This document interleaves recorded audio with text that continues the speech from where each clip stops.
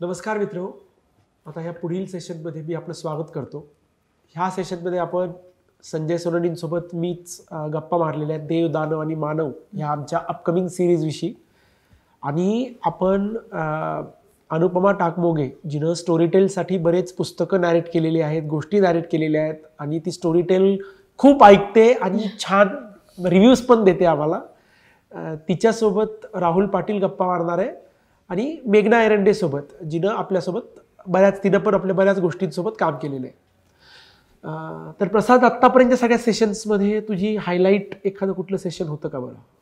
आतापर्यंत सकाळपासून झालेल्या सगळ्या सेशनमध्ये पाहिलं तर मला वाटतं रायटिंगवरती जे आपण टिप्स दिल्या, आता जे मागचं सेशन झालं ते पुढच्या सगळ्या लेखकांना खूप उपयोगी पडेल. आणि खरं तर लेखनाबद्दल आपल्याला विशेष प्रयत्न करायला पाहिजेत, कारण आपल्याकडे तितक्या अभ्यासपूर्ण पद्धतीने लेखनाबद्दलचे वर्कशॉप विशेषतः पुस्तकांच्या क्षेत्रात हे नाही आहेत. आणि लेखक घडवायला पण पाहिजेत, विशेषतः स्त्री लेखिका असतील किंवा लहान मुलांचं साहित्य आहे, बालसाहित्य आहे, इवन क्राईम वगैरे सुद्धा विषय जे आहेत त्याच्यासाठी लेखकांना खास आपण काहीतरी करायला पाहिजे असं मला वाटतं. खरी गोष्ट आहे. आय थिंक हा विचार आपण पुढे नक्कीच करूयात. आणि पुढच्या वर्षभरामध्ये आपण असं नाही की आपण लेखकांना लेखन कसं करायचं सांगू शकतो बरं का, ॲज अ पब्लिशर म्हणून. म्हणजे मी नेहमी बघतो की ते तुमच्या आतमध्ये असतं, पण आपण त्यांना टिप्स देऊ शकतो, आपण काम करू शकतो की आपण काय शिकलोय वेगवेगळ्या लोकांसोबत काम करून. तर आता सुकीर, तू नॅरेशन्समध्ये, ओरिजिनल्समध्ये व्हॉइस आर्टिस्ट कसे निवडतो? हो, ऍक्च्युली हा खूप जिव्हाळ्याचा प्रश्न आहे, कारण सगळ्यांना असं वाटतं की मला आवाज द्यायचा आहे, कारण आपल्याला बऱ्याच वेळा तशा लोकांचा रिस्पॉन्स पण येत असतो. आणि लोकांना काय वाटतं की असा बेसचा आणि असा आवाज असला की परफेक्ट आहे. आणि प्रत्येकालाच आपल्याला गोष्ट सांगायला आवडतं, त्यामुळे सगळ्यांनाच असं सांगायची गोष्ट.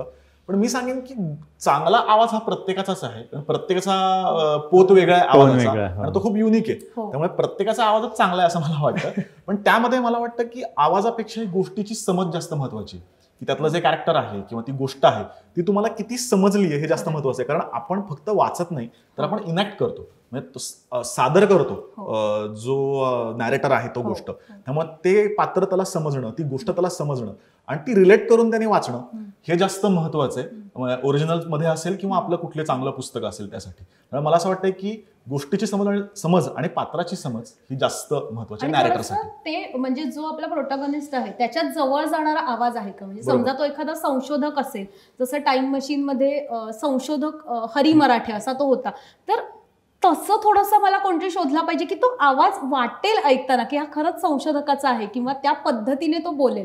सो हेही थोडं, किंवा एखादा अगदीच गावरान भाषेतलं काही संवाद आहेत तर ते पात्राला ते खूप नीट, म्हणजे त्या व्ह्यू आर्टिस्टला ते खूप नीट करता आलं. त्यामुळे आवाजाच्या मध्ये व्यक्तिमत्व असतं. म्हणजे मला ते जाणवतं की आता अनिरुद्ध दडकेने जी वाचलेली पुस्तक आहे, बरोबर, श्रीकृष्णाचा आवाज तो एकदम, आणि अगदी कृष्णमूर्तींचे सुद्धा वाचले, ते ऐकताना असे वेगळ्या प्रकारचा आवाज, बेस आणि समजून घेऊन वाचण्याची जी पद्धत आहे ना, त्याने खूप फरक पडतो. आणि ती पर्सनॅलिटी हे लक्षात येते की या आवाजाचे पर्सनॅलिटी याला सूट आहे किंवा काय. आणि मी असं सुचवीन की शक्यतो तुम्हाला जर थिएटर बॅकग्राऊंड असेल, की जर तुम्ही ऍक्टिंग किंवा थिएटर या दोन्हीचे बॅकग्राऊंड असेल तर तुम्हाला एक सादर करण्याची एक नॅक असते, तुम्ही ते समजून घेता. कारण आपलं कसं असतं की संवाद आणि नॅरेशन याचं कॉम्बिनेशन असतं. तुम्हाला संवाद जे आहेत ते तशा टोन इंटोनेशन्स मध्ये म्हणले पाहिजेत आणि नॅरेशन आहे ते प्लेन ठेवलं पाहिजे. त्यामुळे त्या दोन्हीचं तुम्हाला स्विच ऑफ करता आलं पाहिजे. तर जर ऍक्टिंग बॅकग्राऊंड असेल तर ते जास्त चांगल्या पद्धतीने करता येतं असं मला वाटतं. आपल्याकडे ही जबाबदारी सगळी राहुल पाहतो, तर राहुलची माझ्या नेहमी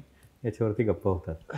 आणि त्याचा जो एक वेगळा दृष्टिकोन आहे ना, की पुस्तक वाचल्यानंतर त्याला कुठला सुटेबल आवाज आहे तो शोधण्याचा, आणि तो विलक्षणच आहे. म्हणजे ते आता या सेशन मध्ये कळेलच तो बोलत असताना. आणि तुमचं दुसरं एक असतं की जेव्हा तुम्ही पुस्तक वाचतात, एखादं मोठं पुस्तक असेल तर कुणीही पुस्तक नाही वाचू शकत. हे 2 घंटे स्टुडिओ मध्ये बोलणं हे एवढं सोपं नाहीये जेवढं वाटतं तेवढं. आणि हे बऱ्याच वेळा मला वाटतं लोकांना ते म्हणजे वाटतं त्यांना की जमतं म्हणून. बरोबर. पण मला खूप असं मला वाटतं की बरेच लोक म्हणतायत की आवाज द्यायचा आहे. आणि ऑडिओ इंडस्ट्री आणि फक्त आपणच करतो तसे पुस्तकं नाही, तर मला वाटतं की ते बाकीचेही लोक पुस्तकं करणारच आहेत. आणि आपण सगळ्यांना प्रोत्साहन देतोय की पुढील काळामध्ये खूप जणांना संधी मिळणार आहे इन जनरल कसं द्यायची त्याची. त्यातही 2 भाग पडतात असं मला वाटतं नॅरेशन्समध्ये. एक आहे ते म्हणजे फिक्शनल जेव्हा वाचतो तेव्हा संवादावरती भर आहे, ते पात्र समजून करण्याबद्दल भर आहे. बरोबर. जसं मेघना एरंडेचं म्हटलं तर ती आवाज वेगवेगळे काढते, मॉड्युलेशन करते. तर तशी काही पुस्तकांची किंवा विशेषतः बालसाहित्यामध्ये तर ती खूप गरज आहे. फार इंटरेस्टिंग वाटतं, मुलं होल्ड करतात. पण त्याचबरोबर काही पुस्तकं जी नॉन फिक्शन वगैरे असतात जिथे ऑथर महत्वाचं ठरवतो, ऑथेंटिक आवाज फार महत्वाचा ठरतो. बरोबर. त्याच्यामुळे ते आवाजामध्ये जर त्या नॉलेजची ऑथॉरिटी नाही आली तर ते फेल जातं. तर ते हे सगळं कॉम्बिनेशन नॅरेटर काय निवडतो याच्यावरती आहे. बरोबर. खरं तर आता आपण आहे मनोहर तरीसाठी आपण अरुणा ढेरेंनी वाचलंय. खरं तर त्या ऍक्टर आणि नॅरेटर नाहीयेत, पण त्यांना समज त्या सुनीता देशपांडेंना त्यांनी खूप जवळनं बघितलंय. बरोबर. त्यामुळे तो लगेच तुम्हाला ऐकताना असं वाटतं की आपल्याला सुनीताबाईच आपल्याशी बोलतात. अगदी अगदी जिवंत एक्सपिरियन्स तसं ते उभं राहिलेलं आहे. अगदीच. सई, आता तू मेघनासोबत बऱ्याच गोष्टी केल्या आहेत. एखादं काही शेअर करशील की तिची स्टोरी टेलिंगची स्टाईल कशी? अगदी ती गेल्या 30 वर्षापासून या क्षेत्रात आहे, त्यामुळे अतिशय उत्तम आहे आवाज तिचा. म्हणजे ती अगदी लहान बाळापासून ते 80 वर्षाच्या म्हातारीपर्यंतचे आवाज काढू शकते. तर आणि सगळ्यात मला छान काय वाटतं मेघनाचं की तिच्यामध्ये एक लहान मूल जाग आहे, त्यामुळे ती गोष्ट वाचताना ती पण जो आनंद घेते आणि प्रत्येक वेगवेगळे आवाज त्याच्यासाठी निर्माण करते, तर तो अक्षरशः ऐकण्यासारखा अनुभव असतो. अजून एक मी सांगेन की तिची इतकी डेडिकेशन आहे की कधी कधी असं होतं, म्हणजे आम्ही एक पिल्लू कथा म्हणून कथा करत होतो, त्याच्यामध्ये वेगवेगळी पिल्लं एकमेकांशी गप्पा मारतात. मग कोंबड्याचं पिल्लू आहे, मगरीचं पिल्लू आहे. तर जेव्हा कोंबड्याच्या पिल्लाचा आवाज आला आणि तिकडे कोंबड्याची बांग द्यायची होती, तर मी साऊंड इंजिनियरला सांगत होते की हे बघ, इकडे ना आपल्याला इफेक्ट टाकायचा आहे आणि आपण तिकडे कोंबड्यात, तोपर्यंत मेघनाने तिच्या आवाजात ती बांग इतकी अप्रतिम घेऊन टाकली की आम्ही दोघं असे दचकून बघायला लागलो की अरे झालं, स्पेशल इफेक्टची ही गरज नाही. म्हणजे इतकं ते आतून येतं तिला. सो असं जेव्हा असतं, किंवा लहान मुलं हसण्याचा आवाज जो काढणं खूप कठीण आहे, कारण तो खूप कृत्रिम वाटतो जर तुम्हाला तो नेमका. तर ती इतकी छान, एक 5 वर्षाचं मूल खिदळतंय ह्याचा आवाज तुम्ही ऐकला तर तुम्हाला अक्षरशः म्हणजे कुठल्याही मूडमध्ये तुम्ही असाल आणि गोष्ट ऐकताना तुमच्या चेहऱ्यावर एक हसू येतं, कारण इतकं मनापासून ते आवाज ती काढू शकते. म्हणून तर मेघना एरंडेच्या ज्या गोष्टी आहेत ना, तर त्या खऱ्या अर्थाने ऐकण्याचा आनंद काय ते सांगतात. कारण ते वेगवेगळे आवाज ऐकून जे मजा येते ना, त्याच्यामुळे गोष्ट लेवल पुढे जाते, एनहान्स होते गोष्ट. तर मित्र हो, आता हाच आनंद तुम्ही त्या सेशन्स मध्ये घ्या आणि एन्जॉय करा, आणि लवकरच आपण एकमेकांना पुन्हा भेटू.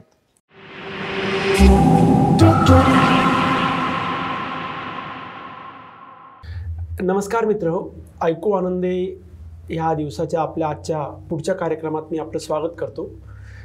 आत्ता आपण देव, दानव आणि मानव ह्या सिरीजचे लेखक संजयजी सोनवणी यांच्यासोबत आपण गप्पा मारणार आहेत. तर संजय सोनवणी यांनी स्टोरीटेलसाठी बरंच लिहिलं आहे. त्यांनी स्टोरीटेलच्या आधी पण बरंच लिहिलं आहे. म्हणजे त्यांचे ओरिजिनल सिरीज धोका असेल, समीर चक्रवर्तीच्या किंवा स्पेस ब्रावोसारखी लहान मुलांसाठी असेल, अशा पूर्ण सिरीज आहेत. पावनखिंड 303 हा मराठीतला पहिला स्टोरीटेलनं केलेला ऑडिओपट, ह्याचे ते लेखक आणि दिग्दर्शक आहेत. आणि त्यांचे स्वतःचे ऑलमोस्ट 20 पुस्तकं आता स्टोरीटेलवर आहेत. आणि त्याच्यानंतर पुढच्या वर्षी देव, दानव आणि मानव, ज्याचं आम्ही ओरिजिनल नाव इंडियन मिथॉलॉजी असं ठेवलं होतं, त्याचे ते लेखक आहेत. तर थोडक्यात सांगायचं तर इंडियन मिथॉलॉजी ही संकल्पना, मला स्वतःला नील गैमानची नॉर्थ मिथॉलॉजी हे पुस्तक खूप आवडलं होतं, आणि त्यांचंच अमेरिकन गॉड्स म्हणून ते पुस्तक पण खूप छान आहे. आणि मी आणि संजयजी वेगवेगळ्या विषयांवर बोलत असतो. तेव्हा अराउंड 1 वर्षापूर्वी आमचा विषय झाला की आपण असं का नाही आहे. आणि मी त्यांना विचारलं, कारण की त्यांचा अभ्यास खूप आहे, की आपल्याकडं एवढे पुस्तकं आहेत, वेगवेगळे पुराण आहेत जे मी लहानपणी वाचले होते, की आपल्याकडं असं कुठलं पुस्तक आहे का की ज्याच्यामध्ये सगळ्या वेगवेगळ्या मिथॉलॉजीमधल्या गोष्टी एकत्र आहेत. आणि मिथॉलॉजीचा पिरियड जर आपण गृहीत धरला तर तो म्हणता येईल की सृष्टीचं निर्माण झालं तेव्हापासून मानव ह्या जगावर चालू झाला, म्हणजे महाभारताचा काळ. तर तो पिरियड हाला मी मोठ्या मोठ्या अक्षरामध्ये मिथॉलॉजीचा पिरियड धरतो. तर आमचं बोलणं झालं त्यावेळेस संजयजी म्हणाले की हा विषय त्यांनाही आवडला आणि त्याच्यावर त्यांनी बरंच काम केलं होतं. तर माझा पहिला प्रश्न संजयजी असा आहे की तुम्ही स्वतः मिथॉलॉजीची तुमची आवड कधी निर्माण झाली आणि आपलं बोलणं व्हायच्या आधी तुम्ही मिथॉलॉजीमध्ये काय काय केलंय ते थोडं थोडक्यात सांगू शकताल का? खरं म्हणजे कोणत्याही भारतीय माणसाचा मिथॉलॉजीचा परिचय होतो तो आजी, आई आणि गावात येणारे कीर्तनकार गोष्टी सांगतात, त्यातनं ती पुराणकथा वेगवेगळ्या स्वरूपात कानावर पडतात, ही पहिला परिचय आहे. प्रभावही त्याचेच होते.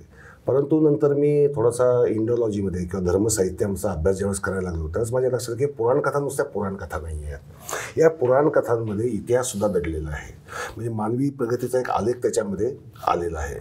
एक आदिम स्वरूपाचं मानवी जीवन ज्याला आपण देवदानव म्हणू आणि नंतरचं मानवाचं जे आपण म्हणालो त्याप्रमाणे आलेलं अवतरलेलं झालेलं नवीन आधुनिक जग त्याची ही सुरुवात. म्हणजे ह्या जगाचा विचार करताना लक्षात आलं की ह्या मायथॉलॉजीजमधनं आपण सरधोपटपणे अर्थ घेतो किंवा सरधोपटपणे ऐकतो आणि सरधोपटपणे सांस्कृतिक अर्थ करतो.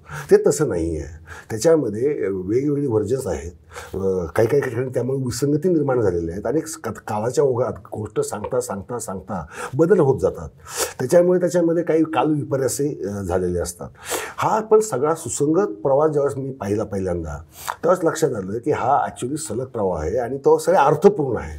म्हणजे तो नुसता पुराणातली वांगी पुराणात असं जे म्हटलं जातं असं आपण म्हणता कामा नये. पण त्यातल्या जी अद्भुतता असेल, त्यातले जे पराक्रम असतील किंवा त्यातले स्वर्ग, नरक, पाताळ वगैरे ह्या अद्भुत रम्य वाटणाऱ्या जरी गोष्टी असल्या तरी त्याच्यामागं काही सांकेतिक तात्विक अर्थ आहे. आणि तो अर्थ जर नीट लावला तर एक काय म्हणू आपण त्याला आपल्या भारताच्या पुरातन इतिहासाचा जो इतिहास तसा लिहिला गेला नाही पण पुराण कथांच्या स्वरूपात तो इतिहासच आहे हे लक्षात आलेलं होतं. आणि त्याच्यावर मग मी हिंदू धर्माचं शैव रहस्य नावाचा एक ग्रंथ 2008 साली लिहिला होता. या पुराण कथांचाच अर्थ लावण्याच्या प्रयत्नामध्ये तो प्रयत्न झाला होता. आणि आपण ज्यावेळेस तो विषय काढला त्यावेळेस मला आनंद अशासाठी झाला की तो एक रुजलेला विषय होता पण त्या स्वरूपात मी लिहिला नव्हता. तो आधी अभ्यासकाच्या स्वरूपात लिहिला होता. पण इथे कथालेखक, अभ्यासक आणि लॉजिकली त्या कथांचा नव्याने अर्थ लावून आजच्या समाजासमोर की हा आपला पुरातन इतिहास आहे असे आपण होतो, असे आपले संघर्ष होते, अशी आपली संमिलनं होती आणि असे आपण वादही घातलेले आहेत आणि त्या वादांमधनं आपला प्रवास तात्विकदृष्ट्या असा होत गेलेला आहे. आणि त्यात तुम्ही मला जी सवलत दिली खरं म्हणजे किंवा सजेशन केलं की आपल्याला लॉजिकली न्यायचं आहे कारण हाच महत्त्वाचा प्रश्न होता. कारण पुराणकथा आहे तशा जर सांगितल्या तरी त्या इंटरेस्टिंग आहे तशा सांगितल्या असत्या तरी, परंतु लॉजिकली जायचं म्हणजे मग त्यातल्या विसंगती काढणं आलं. त्यानंतर काही कथा तुटक स्वरूपात आलेल्या असतात त्यांना एकत्र जोडणं आलं, लॉजिकली जोडणं, त्यांचा एक प्रवास निर्माण करणं आणि त्याला एका लॉजिकल एंडिंगला घेऊन जाणं आणि मग हा फार रम्य प्रवास सुरू झाला. तर मग तुम्ही लिहायच्या आधी तुम्ही तयारी कशी केली? तयारी अशी केली की एकतर आपल्याकडे 18 महापुराणं आहेत, 18 उपपुराणं आहेत, सृष्टीखंड किंवा उपखंड ज्याला आपण म्हणतो स्थल पुराणं तिथं अनंत आहेत. त्यानंतर ऋग्वेदामध्ये पुराणकथा आहेत, यजुर्वेदामध्ये आहेत, ब्राह्मण ग्रंथातही आहेत आणि अक्षरशः उपनिषदांमध्ये सुद्धा अनेक. नचिकेताची पुराणकथा उदाहरणार्थ उपनिषदातली, ते तात्विक असतात, उपनिषद तशी तात्विक, पण ती पुराणकथा उपनिषदातली आहे. म्हणजे आपण जे आद्य वाङ्मय त्याचं सगळ्यांचं पुन्हा एकदा मला वाचन करावं लागलं, त्यातनं त्या कथा शोधाव्या लागल्या आणि त्यांचं जे इंटर रिलेशनशिप जे आहे तो प्रवास जो आहे हे कशानंतर काय झालेलं असू शकेल कारण ते कालगणना त्यात नाही आहे दुर्दैवाने. पण मग तो अंदाज बांधणं की आधी काय झालं असेल, नंतर काय झालं असेल, नंतर म्हणजे टप्पे ज्याला आपण ते टप्पे काढले आणि मग त्याच्यानंतर हे प्रत्यक्ष लेखन त्यानंतर चालू झालं. आता आपण याच्यावर आधी पण बोललो होतो की जेव्हा लेखन सुरुवात करायचं होतं तेव्हा पहिला प्रश्न होता सुरुवात कुठून करायची, म्हणजे सृष्टीचा उगम कुठून झाला. तर आता ही गोष्ट तुम्ही कुठून म्हणजे कुठून तुमच्या डोक्यात आली आणि तुम्ही कुठून मांडली ती? काय झालं की जगातल्या प्रत्येक पुराणकथेमध्ये सृष्टीच्या जन्माबद्दल वेगवेगळ्या कथा आहेत. म्हणजे बायबलमध्ये आहे, अगदी गिलगिमेशमध्ये पण आहे, जवळपास सर्व धर्मांमध्ये किंवा संस्कृतींमध्ये आपण संस्कृती म्हणून धर्मांच्या ऐवजी की सृष्टी जन्माची कथा असते. भारतामध्ये काय झालं, ऋग्वेदामध्ये पहिली कथा ऋग्वेदामध्ये अवतरते, ती तात्विक स्वरूपात अवतरते पण अवतरते.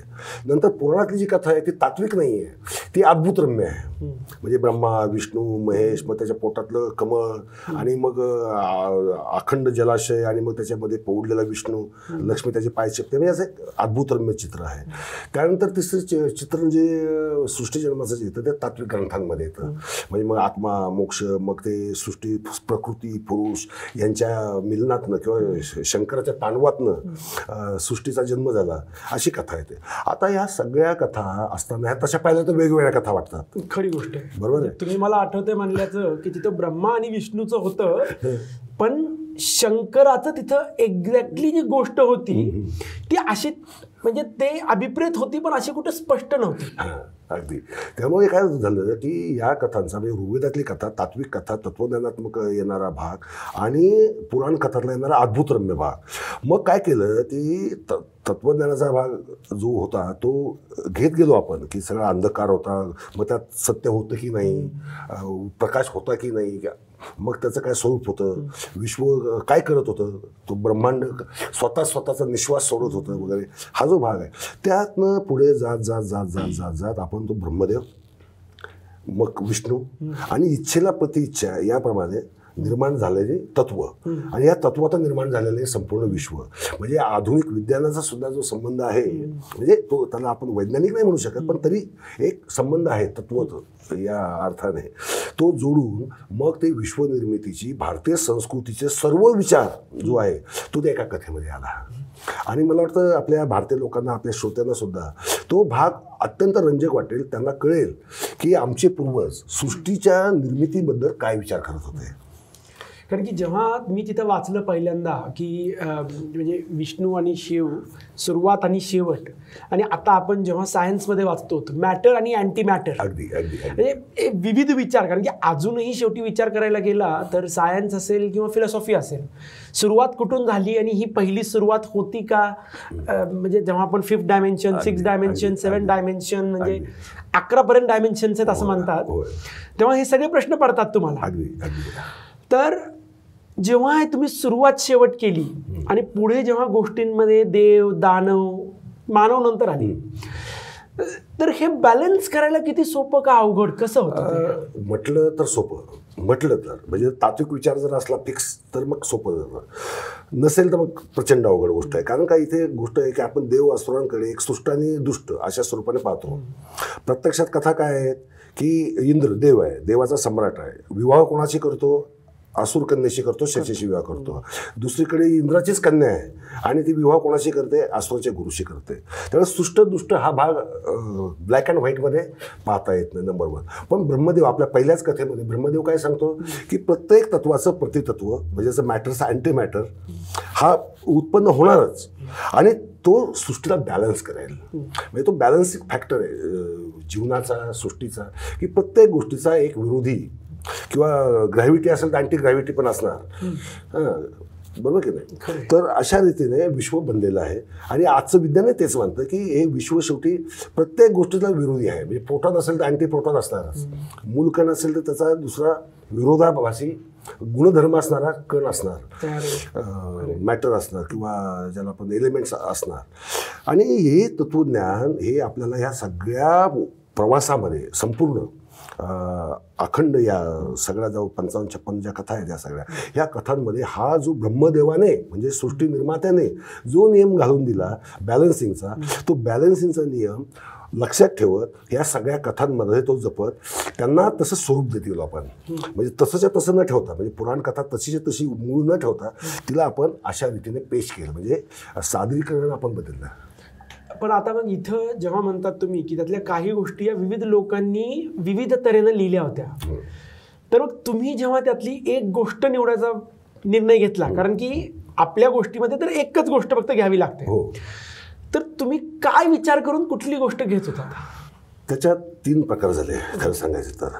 पहिल्यांदा त्यातली जी सर्वात पॉप्युलर आहे, मान्य वर्जन आहे आणि ज्याच्याबद्दल काय म्हणतो आपल्याला लेखक म्हणून सुद्धा किंवा ती पुन्हा मांडताना सुद्धा कोणतीही अडचण येत नाही, ती निवडणं. अनेक कथा वाचून म्हणजे अर्थातच. दुसरा भाग असा होता की अनेक कथा आहेत, त्याचे अनेक व्हर्जन्स आहेत आणि समजा त्याची हे पण वेगळं आहे, म्हणजे काय म्हणतो ना अंत किंवा तत्वज्ञान किंवा त्यातला जो हेतू आहे तोही वेगवेगळा आहे. मग आता अशा वेळेस काय करावं लागलेलं आहे की या सगळ्या कथांना एकत्रित करून म्हणजे विसंगती बुजवायची लॉजिकली. पहिली काम म्हणजे विसंगती बुजवणं. त्यातले कोणती कोणती तत्व लॉजिकल आहेत ती लॉजिकल तत्व शोधणं आणि मग त्याचा अनुबंध गुंफायचा आणि मग कथा लिहायची. हा भाग अवघड भाग होता, कारण याच्यामध्ये वाचन प्रचंड करावं लागून विचार त्याच्याहून जास्त करावा लागायचा. कारण काही काही गोष्टी एवढ्या विरोधाभासी आहेत, कॉन्ट्रॅडिक्टरी आहे. जसं की एखादं उदाहरण म्हणजे आता आपण याचंच उदाहरण घेऊ, प्रल्हादाचं. प्रल्हादाच्या बद्दल आपल्याला सर्वसामान्यपणे काय कथा माहिती असते की बाबा हिरण्यकश्यप हा विष्णूचा भक्त होता आणि हिरण्यकश्यप विष्णूचा विरोधक होता आणि हिरण्यकश्यपने याला का मारलं, हिरण्यकश्यपला विष्णूने का मारलं नरसिंह अवतार घेऊन, की तो प्रल्हादाला त्रास देत होता. आता ही कथा आहे, ही कथा वेगवेगळ्या स्वरूपात अनेक पुराणांमध्ये येते. पद्मपुराणात येते, विष्णू पुराणात येते, कारण विष्णू पुराण तर विष्णूचंच असल्यामुळे स्वाभाविक म्हणतात विष्णू इज हिरो. परंतु तो संकट विष्णू हिरो नाही आहे. म्हणजे सर्व पुराणांमध्ये काही पुराणांमध्ये विष्णूला दुष्ट दाखवलं आहे. आणि मग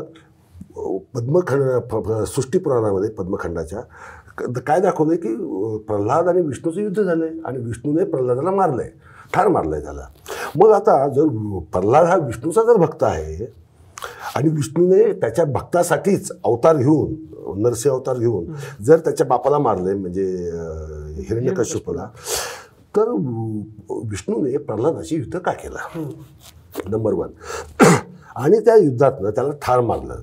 आणि तरी जगासमोर आज कसं आहे की भक्त प्रल्हाद म्हणूनच, प्रल्हादाचं ओळख आपल्यासमोर काय आहे, भक्त प्रल्हाद म्हणून. तर मग त्याचा लॉजिकल विचार करण्यात लक्षात आलं की मूळ कथेतच गफलत आहे, मूळ कथेतच विसंगती आहे. म्हणजे विष्णूचं महत्त्व वाढवण्यासाठी काही गोष्टी मागे सारण्यात आलेल्या आहेत. मग लक्षात आलं की प्रत्यक्षात असुरांचं राज्य आहे. ज्यावेळेस तो बाप शिवभक्त आहे, असुर सम्राट आहे, त्याचा मुलगा विष्णू भक्त होईपर्यंत त्याच्या बापाला कळत नाही, एवढा तो मूर्ख असेल का, तर नाही. म्हणजे याच्यामागे वेगळा सांस्कृतिक संघर्ष आहे. हा संघर्ष तेव्हापासूनच होता. हिरण्यकश्यपाला विष्णूला मारायचंच होतं, विष्णूने मारलं त्याला, ते काही हे नाही. परंतु त्याचा प्रल्हादाला त्याच्यामध्ये एक स्केपगोट करण्यात आलेला आहे. मग तो सगळा विचार करून मग ती कथा अक्षरशः पुनर्रचना करावी लागली त्याची. काही जणांना ते जरा थोडं धक्कादायक वाटेल की प्रल्हादाचं विष्णूचं युद्ध, पण पुराणात कथा आहे ती काही आपल्या कल्पनेने आपण लिहिली नाही, त्याचं लॉजिक फक्त आपण लावलं आहे. पण आता हे इंटरेस्टिंग आहे की जेव्हा तुम्ही म्हणतात की गोष्ट ही प्रत्येकजण आपापल्या तऱ्हेनं लिहितं. जसं आपल्याकडं मी मध्ये एक पुस्तक वाचलं की ज्यात रामायण पण 100 रामायण का काय जे पुस्तक आहे 200 रामायण आणि खूप छान पुस्तक आहे. पण आता जेव्हा समजा आपण आपलं बघितलं तर आपला जो उद्दिष्ट आहे देवदानव आणि मानवचा तो आहे की ही जी प्रचंड पसरलेली मिथॉलॉजी आहे तर ही एका नव्या पिढीपर्यंत गोष्टींनी जावी ज्याच्यामुळे त्यांचा स्वतःची म्हणजे क्युरिओसिटी निर्माण व्हावी त्यांना की कसं होतं नक्की आणि ते सोर्सला जातील. तर हा जो बॅलन्स असतो, कारण की शेवटी विचार करायला गेला जसं तुम्ही सांगितलं की आणि सतत आपण गोष्टीमध्ये बोलतो की हे प्रत्येक जे रोल्स आहेत वेगवेगळ्या देवांचे दानवांचे, हे रोल्स हे त्यांना डिफाईंड होते कारण की त्यांची निर्मितीच त्याच्यासाठी झाली होती. तर हा जो बॅलन्स ठेवणं आहे, हा बॅलन्स ठेवणं किती अवघड होतं? अवघडासाठी होतं की एक भीती म्हणा किंवा तसं मी घाबरत नाही, पण एक विचार असतोच की लोक याला कसं घेणार, कारण त्यांना ते अनपेक्षित वाटतं किंवा कधी धक्कादायक वाटतं, त्यांना माहीतच नसतं. जसं प्रल्हादाचं आहे किंवा अशा अनेक गोष्टी आहेत किंवा शची म्हणजे इंद्राची बायको ही असुर होती हे खूप लोकांना माहीतच नाही आहे, किंवा असुरांच्या गुरुची मुलगी इंद्राची मुलगी होती म्हणजे पत्नी इंद्राची मुलगी होती हे माहीत नसतं. ते सत्य समोर आलं की धक्का बसतो कारण माहीतच नसतं. परंतु नंतर मी असा विचार केला याच्यामध्ये की शेवटी हा एक सांस्कृतिक संघर्ष पण होता. म्हणजे ह्या नुसत्या पुराण कथा नाही आहेत, हा देव दानव हा 2 संस्कृती आहेत, त्यांच्यामध्ये संमिलनही होतं तसाच विरोधही होता. ते प्राणपणाने एकमेकाच्या विरुद्ध लढले सुद्धा आणि एकमेकांवर प्रेमसुद्धा केलेलं आहे. आणि आपल्या जीवनाचे त्यांनी आपले वेगवेगळे मार्ग बनवलेत आणि त्या ब्रह्मदेवाच्या तत्वाने की प्रत्येक तत्वाला प्रतितत्व असणार आहे आणि तो सोर्स आपण तो मात्र सर्वत्र आपण कायम ठेवला. मग गोष्टी सोप्या होत गेल्या. कारण होतं कसं की काहीतरी कुठेतरी ऐकून वगैरे आपल्या काहीतरी पुस्तकातल्या एखाद्या पुराणकथा वाचून लोकांना वाटतं तीच पुराणकथा आहे, तसं नसतं. ते त्याचे व्हर्जन एवढे आहे कारण पुराणांची संख्याच एवढी मोठी आहे आपल्या भारतामध्ये की महाभारत रामायणातल्या तर गोष्टी अजून वेगळ्या, आपण तिथपर्यंत गेलो पण नाही, कारण आपल्याला जायचंच नव्हतं, कारण ते मानवी जग आहे. ते फार चांगला निर्णय घेतला गेला तो. त्यामुळे आपल्या तिथपर्यंत मानवजात किंवा देवांचं किंवा असुरांचं काय झालं हा संपूर्ण समग्र सांस्कृतिक प्रवास सुद्धा त्यातनं मिळतो. म्हणजे त्यातनं 3 गोष्टी होतात योगेशजी. पहिली गोष्ट म्हणजे तुम्हाला तत्वज्ञान कळतं की तत्वज्ञानाचा प्रवास कसा झाला. नंबर 2 तुम्हाला सृष्टीचा नुसता फक्त इथं सृष्टीचा जन्म नाही आहे, मग त्यात जीवजंतूचा जन्म कसा झाला, प्राण्यांचा जन्म, माणसाचा जन्म कसा झाला, किंवा इतरांचा सगळ्याच झाडं असतील, सर्प असतील, नाग असतील, यांचा जन्म, गरुड असतील, यांचा जन्म कसा झाला. यापासून तर तिसरी गोष्ट एक अधोरेखित होते, ती म्हणजे की प्राचीन काळचा जो मानव आहे तो संघर्षरत होता आणि त्याने त्याच्या कल्पनाशक्तीने, या कथा त्यांनी त्याच्या प्राचीन मानवाने बनवल्यात, ह्या पुरातन कथा आहेत, म्हणजे त्यांची प्रतिभाशक्तीसुद्धा भव्य होती. त्याच्यामध्ये आता विसंगती काळोखामध्ये येणं स्वाभाविक आहे. कोणीतरी एखादा लेखक येतो, तो वाचतो नाही, त्यांना असं याच्यापेक्षा मी जास्त चांगली सांगू शकतो, तो त्याचं मग थोडंसं ॲड करतो आणि मग मूळ कथा जी आहे ती जरा थोडीशी बदलत जाते. मग आपलं काम काय होतं याच्यामध्ये की मग मूळ काय असेल, म्हणजे सगळ्यात मूळ कथा ही पहिल्यांदा कुठे येते. आता तुम्हाला मी एक गंमत सांगतो, फार मजेशीर आहे. आता विष्णूने 3 पावलं दान मागितलं कोणाकडे, बळीकडे, आणि 3 पाऊल हे करून बळीला पाताळात गाडलं.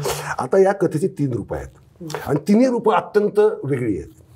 पहिलं रूप येतं ऋग्वेदामध्ये, त्यात विष्णू म्हणजे सूर्य 3 पावलामध्ये पृथ्वी पादाक्रांत करतो, म्हणजे सूर्योदय, माध्यान्ह आणि संध्याकाळ ही झाली त्याची 3 पावलं. संपलं विषय तिथे. ते एक रूपक म्हणून आलं, सृष्टीचं एक रूपक म्हणून.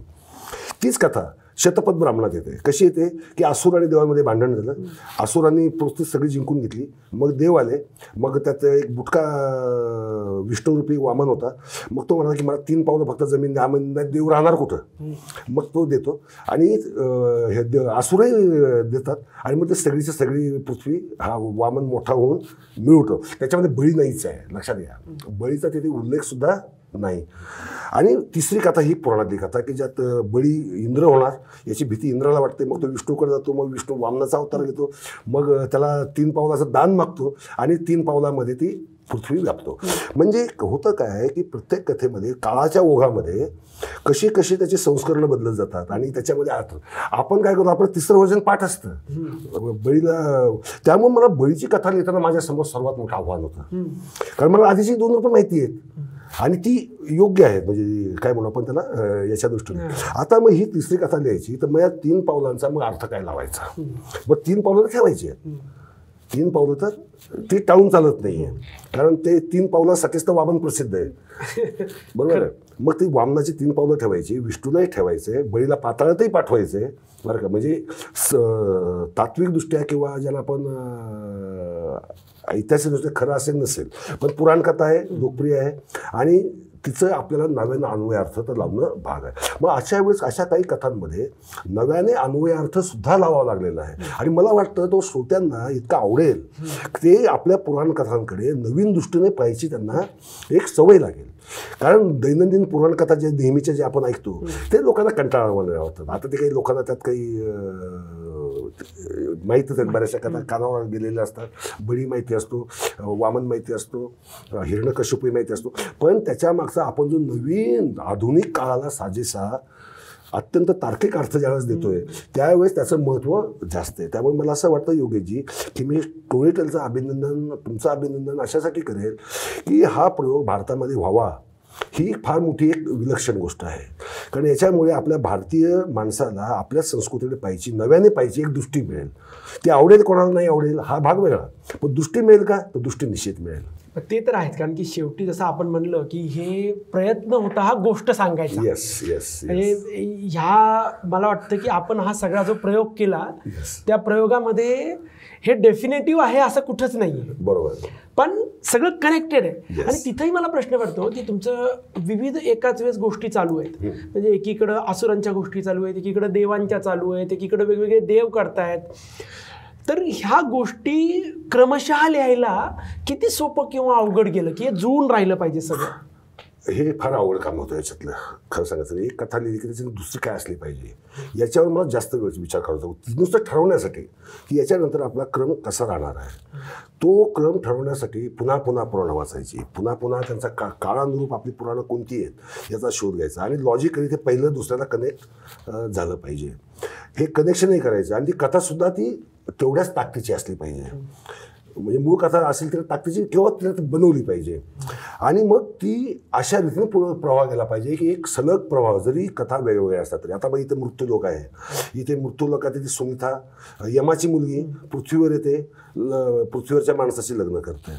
म्हणजे हे सगळं आता ही खरी पुराण कथा आहे बरं का. फार जणांना ती माहीत नाही, लोकांना सामान्य माणसांना फारसं माहीतच नसतं एवढं, पण ही आहे. तर हा सगळा क्रम ठरवणं आणि तो लॉजिकली लिहिणं ही खरोखरच फार म्हणजे एखादा अवघड म्हणजे मानसिक त्रास व्हायचा, पण त्याचा एक आनंद होता. कारण एक शोध घेतो ना आपण तर एक शोध घेतो की आपल्याला माहिती आहे की आता दुसरे करायचं, ते जुळलं पण पाहिजे आणि ते तेवढ्याच फोर्सने तेवढ्याच ताकदीने पुढं तो प्रवाह गेला पाहिजे. नाही तर कुठं जर खंडित झाला का वाटला तर मग त्याची मजा राहणार नाही. खरं. आणि ह्या सगळ्या गोष्टींमध्ये तुम्हाला स्वतःला लिहायला कुठल्या गोष्टी आवडल्या सगळ्यात जास्त? एवढ्या 55 एपिसोड्स लिहिलेत आता.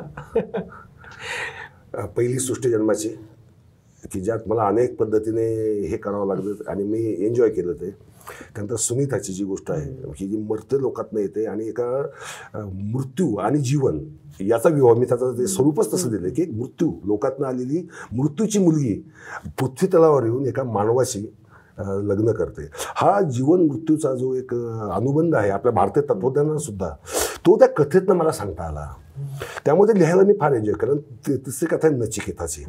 ती खरं उपनिषेधातून आलेली की जो मृत्यूकडे जातो, त्याचा बाप त्याला मृत्यूला देतो आणि हा न घाबरता तो मृत्यू लोकात जातो आणि यमासमोर उभा राहून तो जीवनाबद्दलचे अभूतपूर्व जे प्रत्येकाला पडलेले असतात प्रश्न जीवनाबद्दलचे की मृत्यूनंतर काय, आपण का जगतो, काय जन्माला आलो, हे प्रश्न तो यमाला विचारतो. खरं म्हणजे यमाला त्याला दान दिलं म्हणजे मृत्यूच दिलाय त्याला. म्हणजे लिहायला ती फार एन्जॉय केली ती लिहायला. मला स्वतःला जेव्हा मी वाचत होतो आणि आपला आता पहिला सीझन जानेवारीमध्ये येणार आहे तेव्हा मला तेच जाणवलं की जेव्हा आपण आपल्या मिथॉलॉजीमध्ये जातो, आपण वेगवेगळ्या पुराण कथांमध्ये, आणि जेव्हा आपण एक लेवल आतमध्ये जातो म्हणजे नुसतंच अशी छोटीशी गोष्ट नाही पण आतमध्ये जातो तेव्हा तुम्हाला खूप प्रश्न म्हणजे येतात तिथं की जेव्हा सारखं म्हणतात की इंद्राने शचीशी लग्न केलं आणि त्यांनी हो म्हणलं, म्हणजे त्या दोन संस्कृती होत्या जेव्हा आपण देवदानव म्हणतो त्यांच्यामध्ये ते एकमेकांशी कनेक्शन होतं. आणि ही जी कॉम्प्लेक्सिटी आहे ज्याच्यामुळेच मला वाटतं की मिथॉलॉजी अजूनही लोकांना एवढी आवडते. तर अजून म्हणजे मला स्वतःला तर मी म्हणेन की उदय सबनीसांनी देवदानव मानवचे सीझन केलेले आहेत. पहिले 10 एपिसोड जानेवारीमध्ये येणार आहेत आणि तुमच्याकडून तुम्ही आपल्या ऐकणाऱ्यांना बघणाऱ्यांना काही सांगू इच्छितात का? नक्कीच. मी एकच गोष्ट सांगू शकेल की सर्वांनी ही ऐकलं अशासाठी पाहिजे की एकतर आपला भारतीय संस्कृतीचा अभूतपूर्व आलेख या मालिकेमधनं येतोय. हा भारतात पहिल्यांदाच झालेला प्रयोग आहे, म्हणजे जगातला हा पहिला प्रयोग आहे म्हटलं तरी ते काही वावगं त्यात ठरणार नाही. तिसरी गोष्ट, या नुसत्या पुराण कथा नाहीत, हे तत्त्वज्ञान आहे, जीवनाचं तत्त्वज्ञान आहे, जगण्याचं तत्त्वज्ञान आहे. भावभावना ज्या आहेत या पृथ्वी तलावरच्या आदिम काळातल्या माणसाच्या सुद्धा ज्या भावभावनांची वादळं आहेत ती वादळंसुद्धा याच्यामध्ये आलेली आहेत. त्यातले कठोर संघर्ष, क्रूर संघर्ष जेवढे आलेत तेवढेच प्रेमाचे सुद्धा, सहानुभूतीचे, शांततेचे, मायेचे, मोहाचे, हे असे जे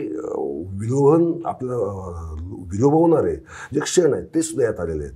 त्यामुळे एका अर्थाने तसं म्हटलं ही एक महाकादंबरी झालेली आहे. जरी याच्यामध्ये वेगवेगळ्या पुराणकथा असल्या तरी ते जर सलगपणे जर वाचलं तर लक्षात येतं की आपण एक कादंबरी वाचतोय. त्याच्यामध्ये असं कुठेही वाटणार नाही की आपण ही कथा झाली मग आता ही संपली दुसरीचं काय, तसं ते नाही आहे. तो एक प्रवास आहे, तो प्रवाह आहे आणि सर्वांनी एन्जॉय करावा, संस्कृती समजावून घ्यावी, आपल्या मुलांना सांगावी. महत्त्वाची गोष्ट ती फार गरजेचं आहे आज. आणि संस्कृती समजण्याचा आणि पुराण कथांकडे जाण्याचा हा पहिला टप्पा सरळ साधा सोपा. तर धन्यवाद संजयजी आजच्या ह्या ऐकू आनंदी कार्यक्रमात आल्याबद्दल. तर धन्यवाद सर्वांना.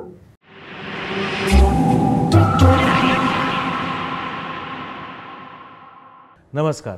ऐकू आनंदमध्ये आपलं स्वागत आहे. आज आपण एका अभिनेत्रीला भेटणार आहोत. ह्या अभिनेत्रीच नसून ह्या एक उत्तम डबिंग आर्टिस्ट आणि व्हॉइस ओव्हर आर्टिस्टसुद्धा आहेत. गेली 20 वर्ष ह्या क्षेत्रामध्ये ते काम करत आहेत आणि विविध रंगाचे कॅरेक्टर्स त्यांनी निर्माण केलेत, विविध रंगाचे कॅरेक्टर्स त्यांनी प्ले केलेत. तर आपण आज भेटूया अनुपमा ताकमुगे यांना. नमस्कार. अनुपमाजी, ऐकू आनंदमध्ये आपलं स्वागत आहे. तर हा एक कॉन्सेप्ट आहे जिथे आम्ही लोकांना जॉय ऑफ लिसनिंग ह्याच्याबद्दल, म्हणजे ह्या जॉय ऑफ लिसनिंगचं किती महत्त्व आहे, काय आहे, ह्याच्याबद्दल आज आपण गप्पा मारणार आहोत. तर तुम्ही आधी मला सांगा की तुम्ही अभिनय क्षेत्रामध्ये काम केलं, तुम्ही वेगवेगळे कॅरेक्टर्स पोर्ट्रे केलेत, कॅरेक्टर असू दे किंवा इमोशनल कॅरेक्टर्स असू देत किंवा हॅपी आणि कॉमेडीमध्ये सुद्धा आपण एक वेगळं स्वतःचं नाव निर्माण केलं.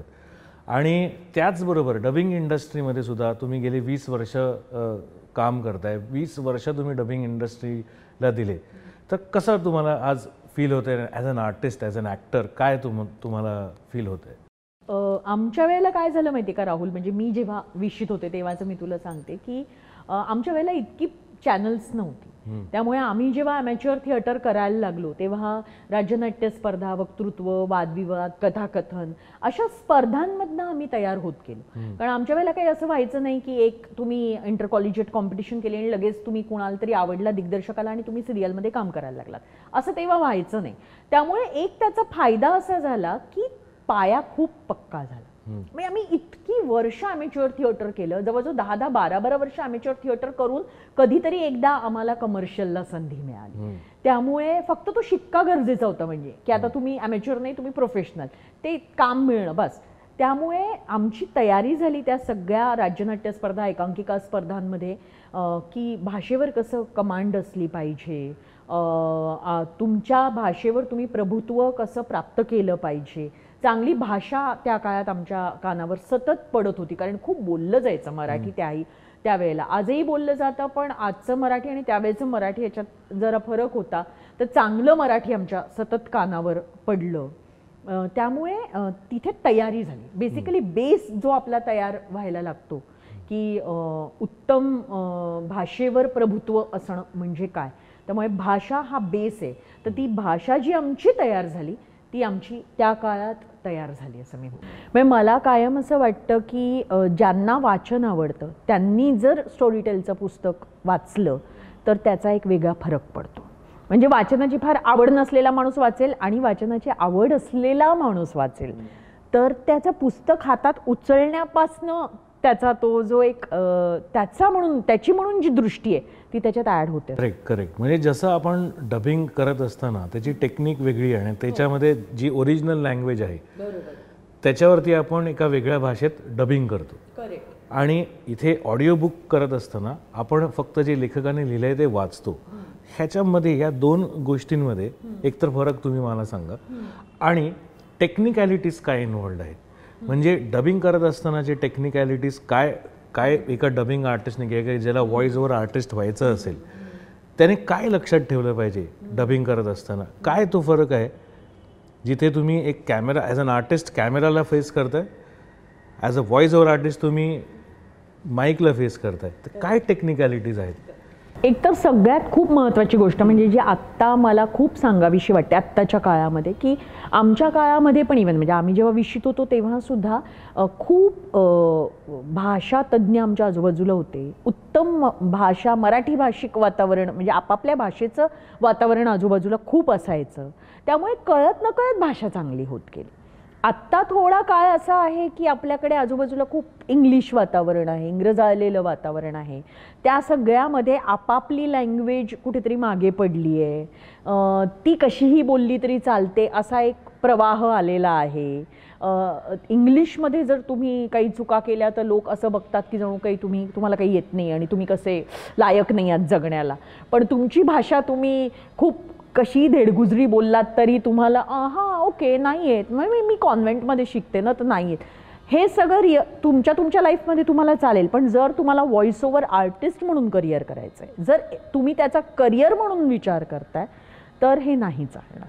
तर तुमचं भाषेवर प्रभुत्व असलंच पाहिजे. तुम्हाला ती भाषा बोलता आली पाहिजे, वाचता आली पाहिजे, प्रभावीपणे बोलता आली पाहिजे. त्यासाठी तुम्ही त्या भाषेतलं खूप वाचलं पाहिजे, पाहिलं पाहिजे.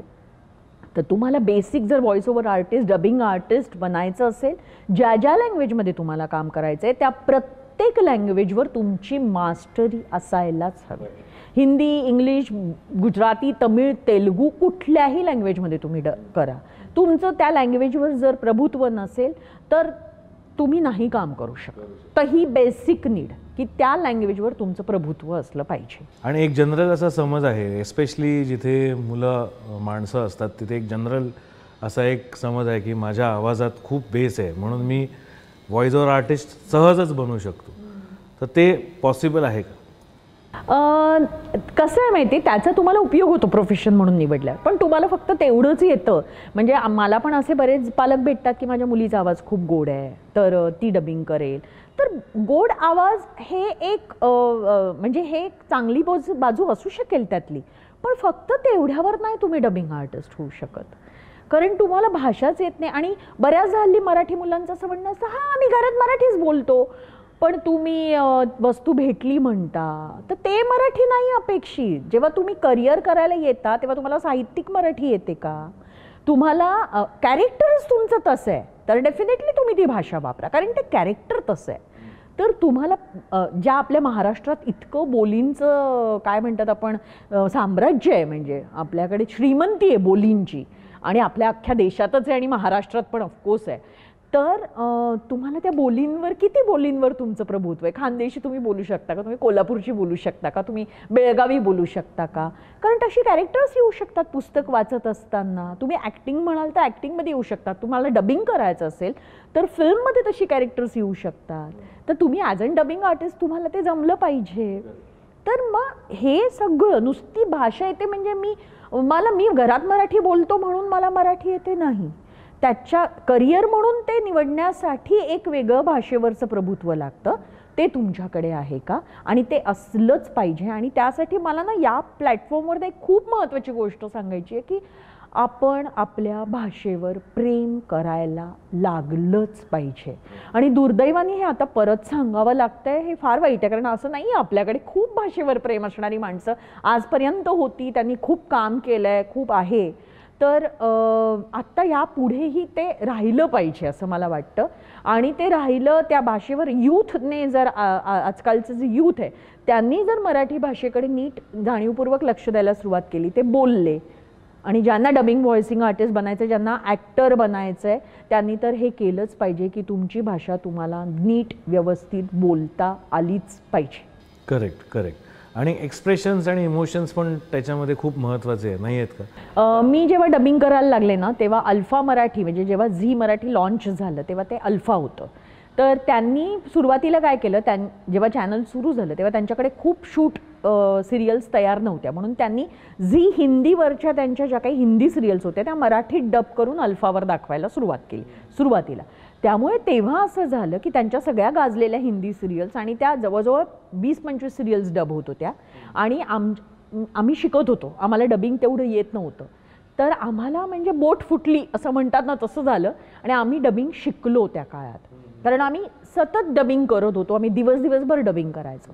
मग तेव्हा काय करायचं होतं, मी ॲक्ट्रेस होते त्यामुळे मला डायलॉग डिलिव्हरी माहीत होती, मला एक्सप्रेशन माहीत होतं, हे सगळं माहीत होतं. पण मग टेक्निक काय, तर डबिंगमध्ये कानात एक हेडफोन येत आहे, त्याच्यात मला हिंदी ऐकायला येतं आहे, ती माझ्या समोर जी स्क्रीनवर मला बाई दिसते ती हिंदीत बोलली आहे आणि तिने सुरू केलं की मी सुरू करायचं आहे, ती थांबली की मला थांबलंच पाहिजे, नाही तर ते आउटसिंक होईल.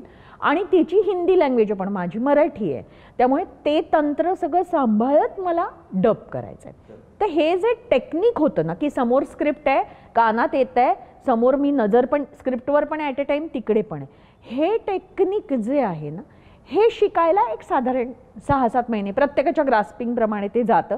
पण त्यावेळेला आम्ही लकी कुठे ठरलो की इतकं काम आलं रे की खूप काम आल्यामुळे आमचा खूप सराव झाला आणि खूप सराव झाल्यामुळे आम्हाला, आणि त्यावेळेला परिस्थिती अशी होती की ते बजेट त्यावेळेच्या जे प्रथितयश डबिंग आर्टिस्ट होते त्यांच्या दृष्टीने इतकं कमी होतं की सगळे स्किल्ड डबिंग आर्टिस्ट त्यावेळेचे जे होते ते काम करायला पटकन तयार झाले नाहीत, कारण ते बजेट त्यांच्या दृष्टीने लो होतं. आणि आमच्यासारखे जे नवशिके होते, आम्हाला म्हणजे असं झालं की डबिंग शिकायचं आहे, त्याची फी पण नाही द्यावी लागत आणि प्लस पैसे मिळतात, तर ते जे काय होते ते आमच्यासाठी खूपच होते. त्यामुळे आम्ही खुशच होतो. त्यामुळे आम्ही त्या प्रोसेसमध्ये डबिंग शिकलो आणि एकदा ते तंत्र तुला कळलं की बाकीचं तर तुला येतच आहे. मग माझ्या बाबतीत म्हणजे मी सांगते की असं झालं, ॲक्टिंगचं बॅकग्राऊंड असल्यामुळे मला ह्या टेक्निकल गोष्टी फक्त शिकायच्या होत्या. पण तरीसुद्धा ॲक्टिंग आणि डबिंग ही खूप वेगळी क्षेत्र आहेत. खूप वेगवेगळ्या प्रकारची कामं डबिंग आणि व्हॉइसिंगमध्ये असतात. याचा अर्थ असा नाही की प्रत्येक ॲक्टर डबिंग आणि व्हॉइसिंग आर्टिस्ट होऊ शकतो, जसं प्रत्येक ॲक्टर डबिंग व्हॉइसिंग आर्टिस्ट होऊ शकत नाही आणि प्रत्येक डबिंग व्हॉइसिंग आर्टिस्ट ॲक्टर होऊ शकत नाही. कारण ह्या दोन्ही गोष्टी एकाच नाण्याच्या दोन बाजू असं असलं तरीही ती प्रत्येक गोष्ट करण्यासाठी एक काहीतरी स्किल लागतं तुमच्यात. म्हणजे ॲक्टिंगसाठी तुमच्यात काही स्किल्स लागतात जी प्रत्येक डबिंग आर्टिस्टला जमतं असं नाही, आणि डबिंगसाठी काही स्किल्स लागतात जे कितीही तगडा ॲक्टर येऊन तो डब करायला बसला किंवा व्हॉइस ओव्हर करायला बसला तर त्याला ते जमेलच असं नाही. म्हणून बऱ्याच वेळेला खूप वेळ पण लागत असेल आणि लागतो. माझं स्टोरीटेलवरचं मी वाचलेलं प्रत्येक पुस्तक मी नंतर स्वतः ऐकलेलं आहे. प्रत्येक पुस्तक. मी असं नाही केलं की आता आपण केलं आहे ना आपल्याला सगळं माहिती, काय ऐकायचं नाही. कधी कधी काम करत असताना जो फ्लो असतो तो ऐकताना आपल्या लक्षात येतं इथे हा नको हवा होता, किंवा इथे अरे हे का झालं, हे नाही व्हायला पाहिजे होतं. मग तेच मी त्या माझ्या सगळ्या सुधारणा पुढच्या पुस्तकात येतात ना माझ्या, ते तर होऊन गेलेलं असतं. किंवा स्टोरीटेलचं स्पेशली कुठलंही पुस्तक रेकॉर्ड करत असताना मी स्वतःसाठी नियम घालून घेतलाय की मी 3 तासाच्या वर काम करणार. कारण तू कितीही म्हटलंस तरी मोनोटोनी येते. आपण सतत ते वाचत असतो, मग ते एक मोनोटोनी यायला लागते, मग ते कंटाळ. तर ज्या क्षणी आपला इंटरेस्ट संपेल ना ते पुस्तक वाचण्यातला, त्या क्षणी ते ठेवून द्यायचं आणि मग परत पुढचं रेकॉर्डिंग ठेवायचं आणि त्यावेळेला ते वाचायचं. पण जेव्हा कधी मी ते वाचेन, जर मीच कंटाळले ते पुस्तक वाचताना, तर माझा लिस्नर कसा होल्ड होईल. करेक्ट. मला त्याला होल्ड करायचं. बरोबर. आणि तुम्ही किती पुस्तकं आणि कोणती कोणती पुस्तकं वाचली? कृष्ण किनारा, युगंधरमधली रुक्मिणी, कृष्ण किनारामधली कुंती, त्याच्यानंतर एक होते सरोवर भारा भागवतांचं पुस्तक जे मला इतकं आवडलं. लहान मुलांसाठीचं पुस्तक आहे, पण त्याच्यात जेव्हा अमेरिकेत 1880चा काळ आणि अमेरिकेत जेव्हा रेल्वे तयार होत होती, म्हणजे अमेरिकेत सुद्धा रेल्वे नव्हती, रेल्वे रूळ टाकले जात होते, तेव्हाची ती गोष्ट एका लॉराची, लॉरा द वाइल्डर या एका फेमस तिथल्या प्रसिद्ध लेखिकेने लिहिलेलं पुस्तक आहे. त्याचं अनुवाद भारा भागवतांनी केला आहे. तो अप्रतिम केलेला आहे. त्यामुळे ते एका लहान मुलीचं भावविश्व आणि त्यातनं तिचं डे टू डे लाईफ, त्यावेळची अमेरिकेची त्यांची मूल्य, त्यांचे संस्कार आणि ते आपल्याशी कसे साधर्म्य असणारे होते, तर ते इतकं गुंतून गेले मी त्या पुस्तकात. म्हणजे माझं म्हणणं आहे की प्रत्येक लहान मुलाने ते ऐकायला हवं.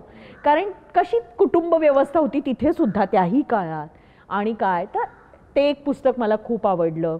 त्याच्यानंतर जे कृष्णमूर्ती नावाचं गूढ, हे पुस्तक मला इतकं आवडलं वाचायला की अरे हा एक किती वेगळा माणूस माझ्यासमोर आला. त्याचं मी वाचल्यामुळे माझ्या ज्ञानात किती भर पडली. मला स्टोरीटेलचं काम करायला का आवडतं सगळ्यात जास्त की माझ्या ज्ञानात खूप भर पडते.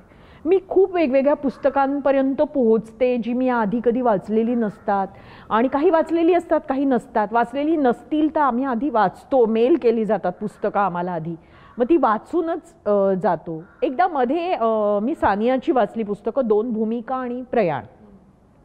तर माझ्या असं लक्षात आलं पुस्तक वाचत असताना की बापरे हे जरा शैली वेगळी आहे, तर आपल्याला थोडं वाचून आणि ते शैली आपल्यात हे करून करायला लागेल.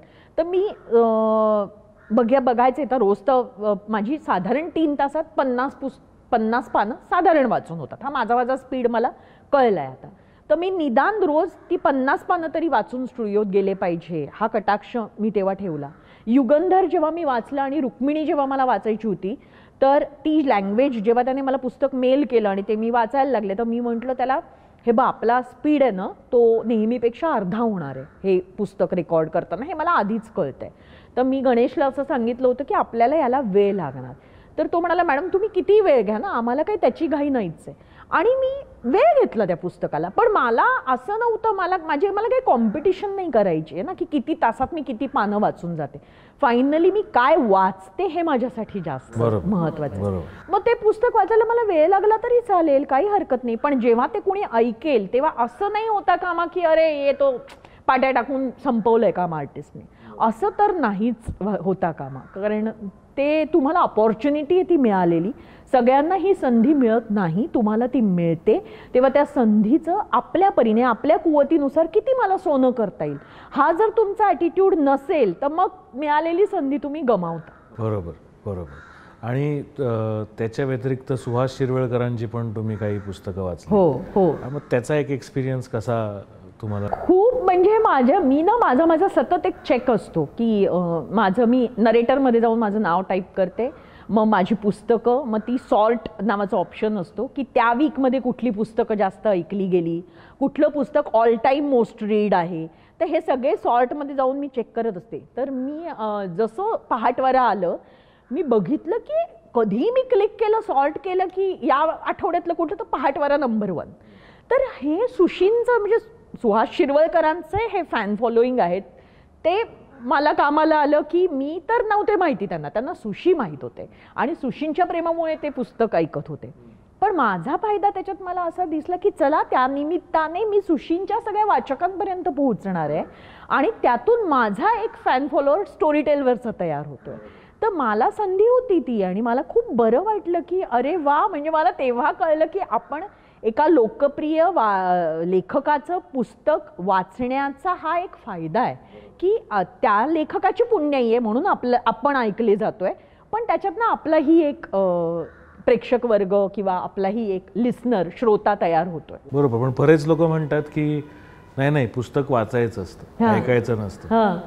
काय हे ऐकणं म्हणजे काय? नाही पुस्तक हे वाचन असलं पाहिजे, वाचलं ते लाईन्स तुमच्या डोळ्याखालनं गेल्या पाहिजे. करेक्ट. काय वाटतं तुम्हाला याच्याबद्दल? मला खरं सांगू का, मला दोन्ही गोष्टी, दोन्ही बाजू ज्या आहेत त्या व्यक्ती परत व्यक्त त्या बदलतात. तर मला हे पटतं की पुस्तक हे वाचायला असतं. लेखकाने सुद्धा ते लिहिलं होतं, ते वाचण्यासाठीच लिहिलं होतं. आपलं खूप महत्त्वाचं आहे स्टोरीटेल ॲप, कारण तिथे निदान वाचलं नाही तर निदान ऐकतात चांगलं, ऐकण्यातून तरी मराठीची गोडी निर्माण होईल, मराठी साहित्याकडे वळतील, मराठी पुस्तकं ऐकायला तरी लागतील, वाचली नाही तरी. तर तो एक मला फायदा दिसतो खूप स्टोरीटेलसारख्या ॲपचा, की त्याच्यासाठी साहित्य आपलं पुढे गेलं पाहिजे. ते खूप उत्तम आहे, त्यामुळे ते पुढे गेलं पाहिजे. तर ते पुढे नेण्यासाठी, आत्ताच्या पिढीपर्यंत पोहोचवण्यासाठी स्टोरीटेलसारखी ऑडिओबुक ॲप खूप महत्त्वाचं काम करतात.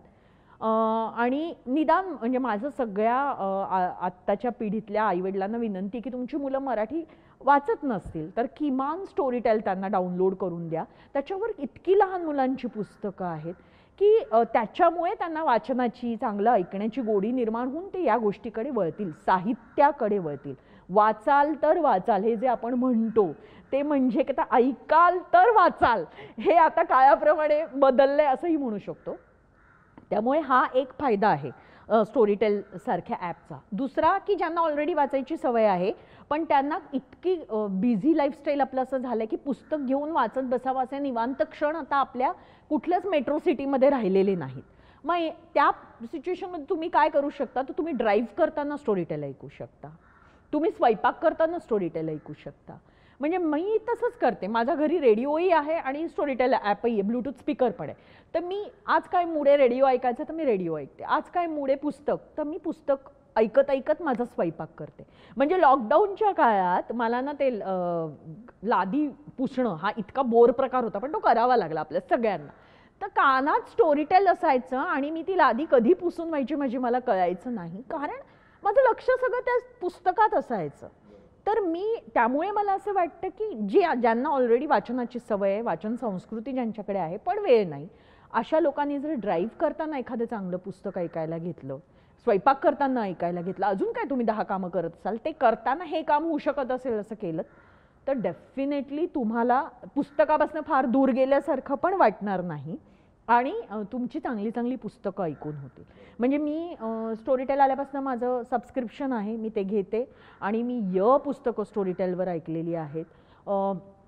कसाब आणि मी असेल उपेंद्र लिमयेचं किंवा विश्वास नांगरे पाटलांचं पुस्तक असेल, ते त्यांच्याच आवाजात आहे, त्यामुळे त्याला एक तो वेगळा टच आहे, मन में है विश्वास, की ते त्यांनीच वाचल्यामुळे तिथे आपण अपेक्षा नाही करणार की ते प्रोफेशनल डबिंग आर्टिस्टसारखं वाचलं जाईल.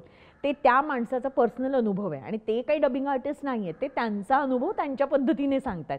मग तो एक वेगळा फ्लेवर त्या पुस्तकाला मिळाला आहे, त्यामुळे ते खूप ऐकायला छान वाटतं, कारण तो त्यांचा अनुभव आहे. त्यामुळे आत्ता मी सध्या प्रतिभा शर्मा ही माझी हिंदीतली अतिशय आवडती रीडर आहे, तर मी तिचं आता याज्ञसेनी ऐकते.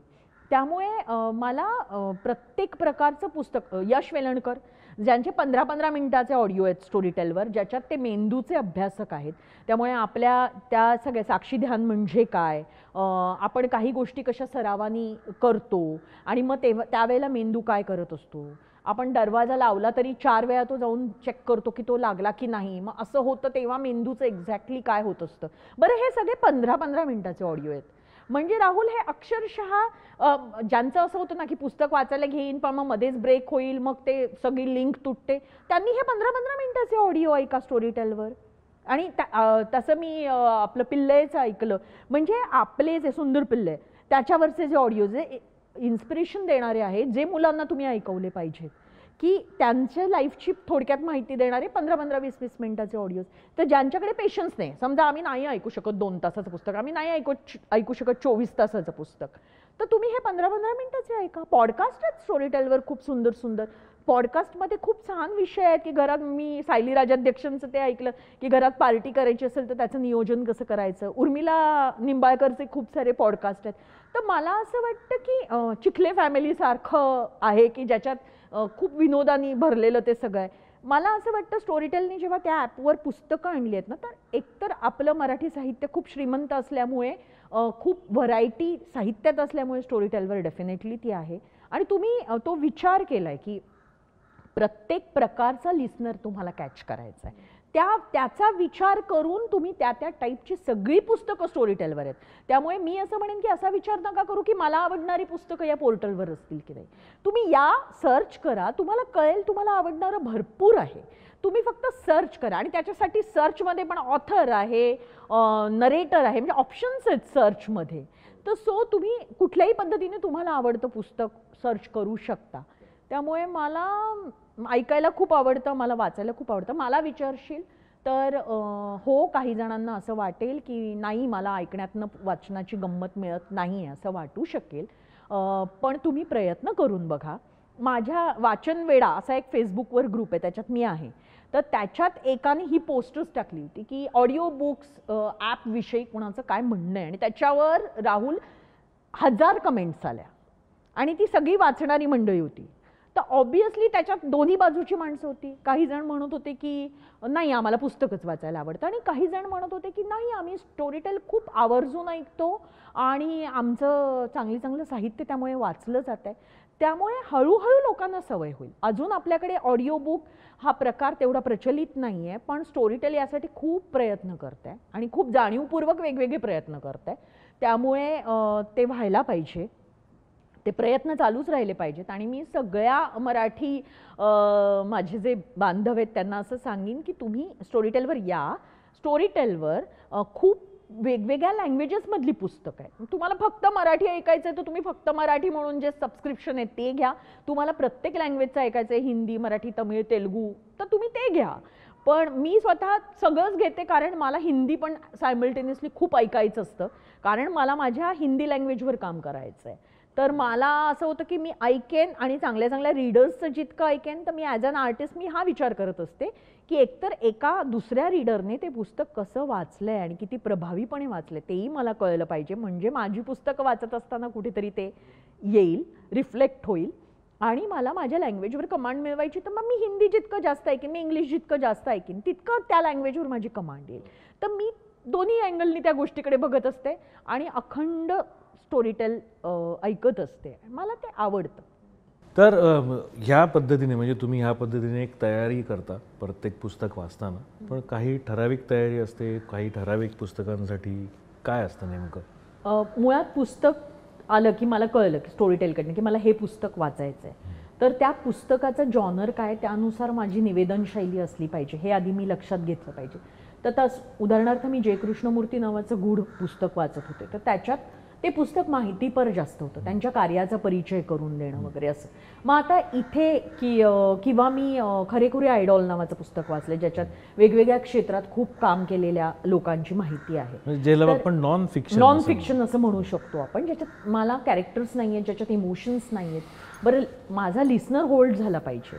बरं, आता हे तर मी ठीक आहे की कार्याची माहिती असल्यामुळे तरी लोक होल्ड होतील. कधी कधी खूप टेक्निकल पुस्तकं पण नॉन फिक्शन स्टोरी टेलवर आहेत की जी इतकी टेक्निकल माहिती असते की बापरे, आता हे ऐकताना कसा माझा लिसनर होल्ड होणार आहे, कारण तिथे माझ्याकडे इमोशन नाही आहे, माझ्याकडे काहीच नाही. तर मला असं वाटतं ना की बेसिकली प्रत्येक पुस्तक आल्यानंतर हा विचार कुठल्याही रीडरने आधी करायला हवा की मला हे वाचायचं आहे आणि मला होल्ड करायचं आहे. म्हणजे रायटरने जसं होल्ड केलं आहे तसं मलाही होल्ड करायचं आहे. तुम्ही एकदा या ट्रॅकवर गेलात ना, मग तुम्ही तुमचे मार्ग शोधता कसा लिसनर होल्ड होईल याचे.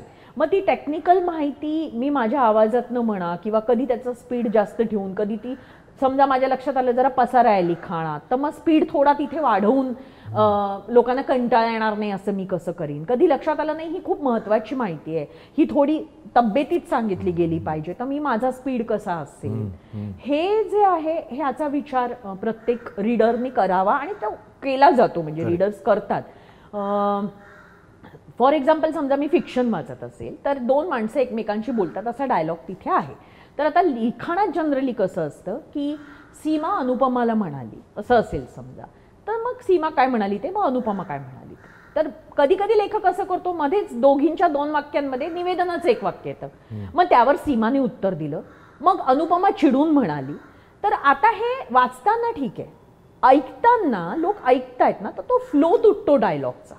मग मी काय करते, ती निवेदनाची वाक्य जर तेवढी महत्वाची नाही आहेत, त्याच्यातनं फक्त एक ऍक्शन, म्हणजे समजा अनुपमा चिडून म्हणाली, आता चिडून म्हणाली हे जर माझ्या बोलण्यात नाही येणार आहे तर ते लेखकाने लिहिलेलं मी बोलायची गरज नाहीये, कारण त्याने डायलॉगचा फ्लो तुटतोय आणि ऐकणाऱ्याला ते सतत मध्ये एक निवेदनाचं वाक्य मग परत डायलॉग मग परत नाही, हे ऐकणाऱ्याला हे होईल, कारण हे ऐकलं जाणार.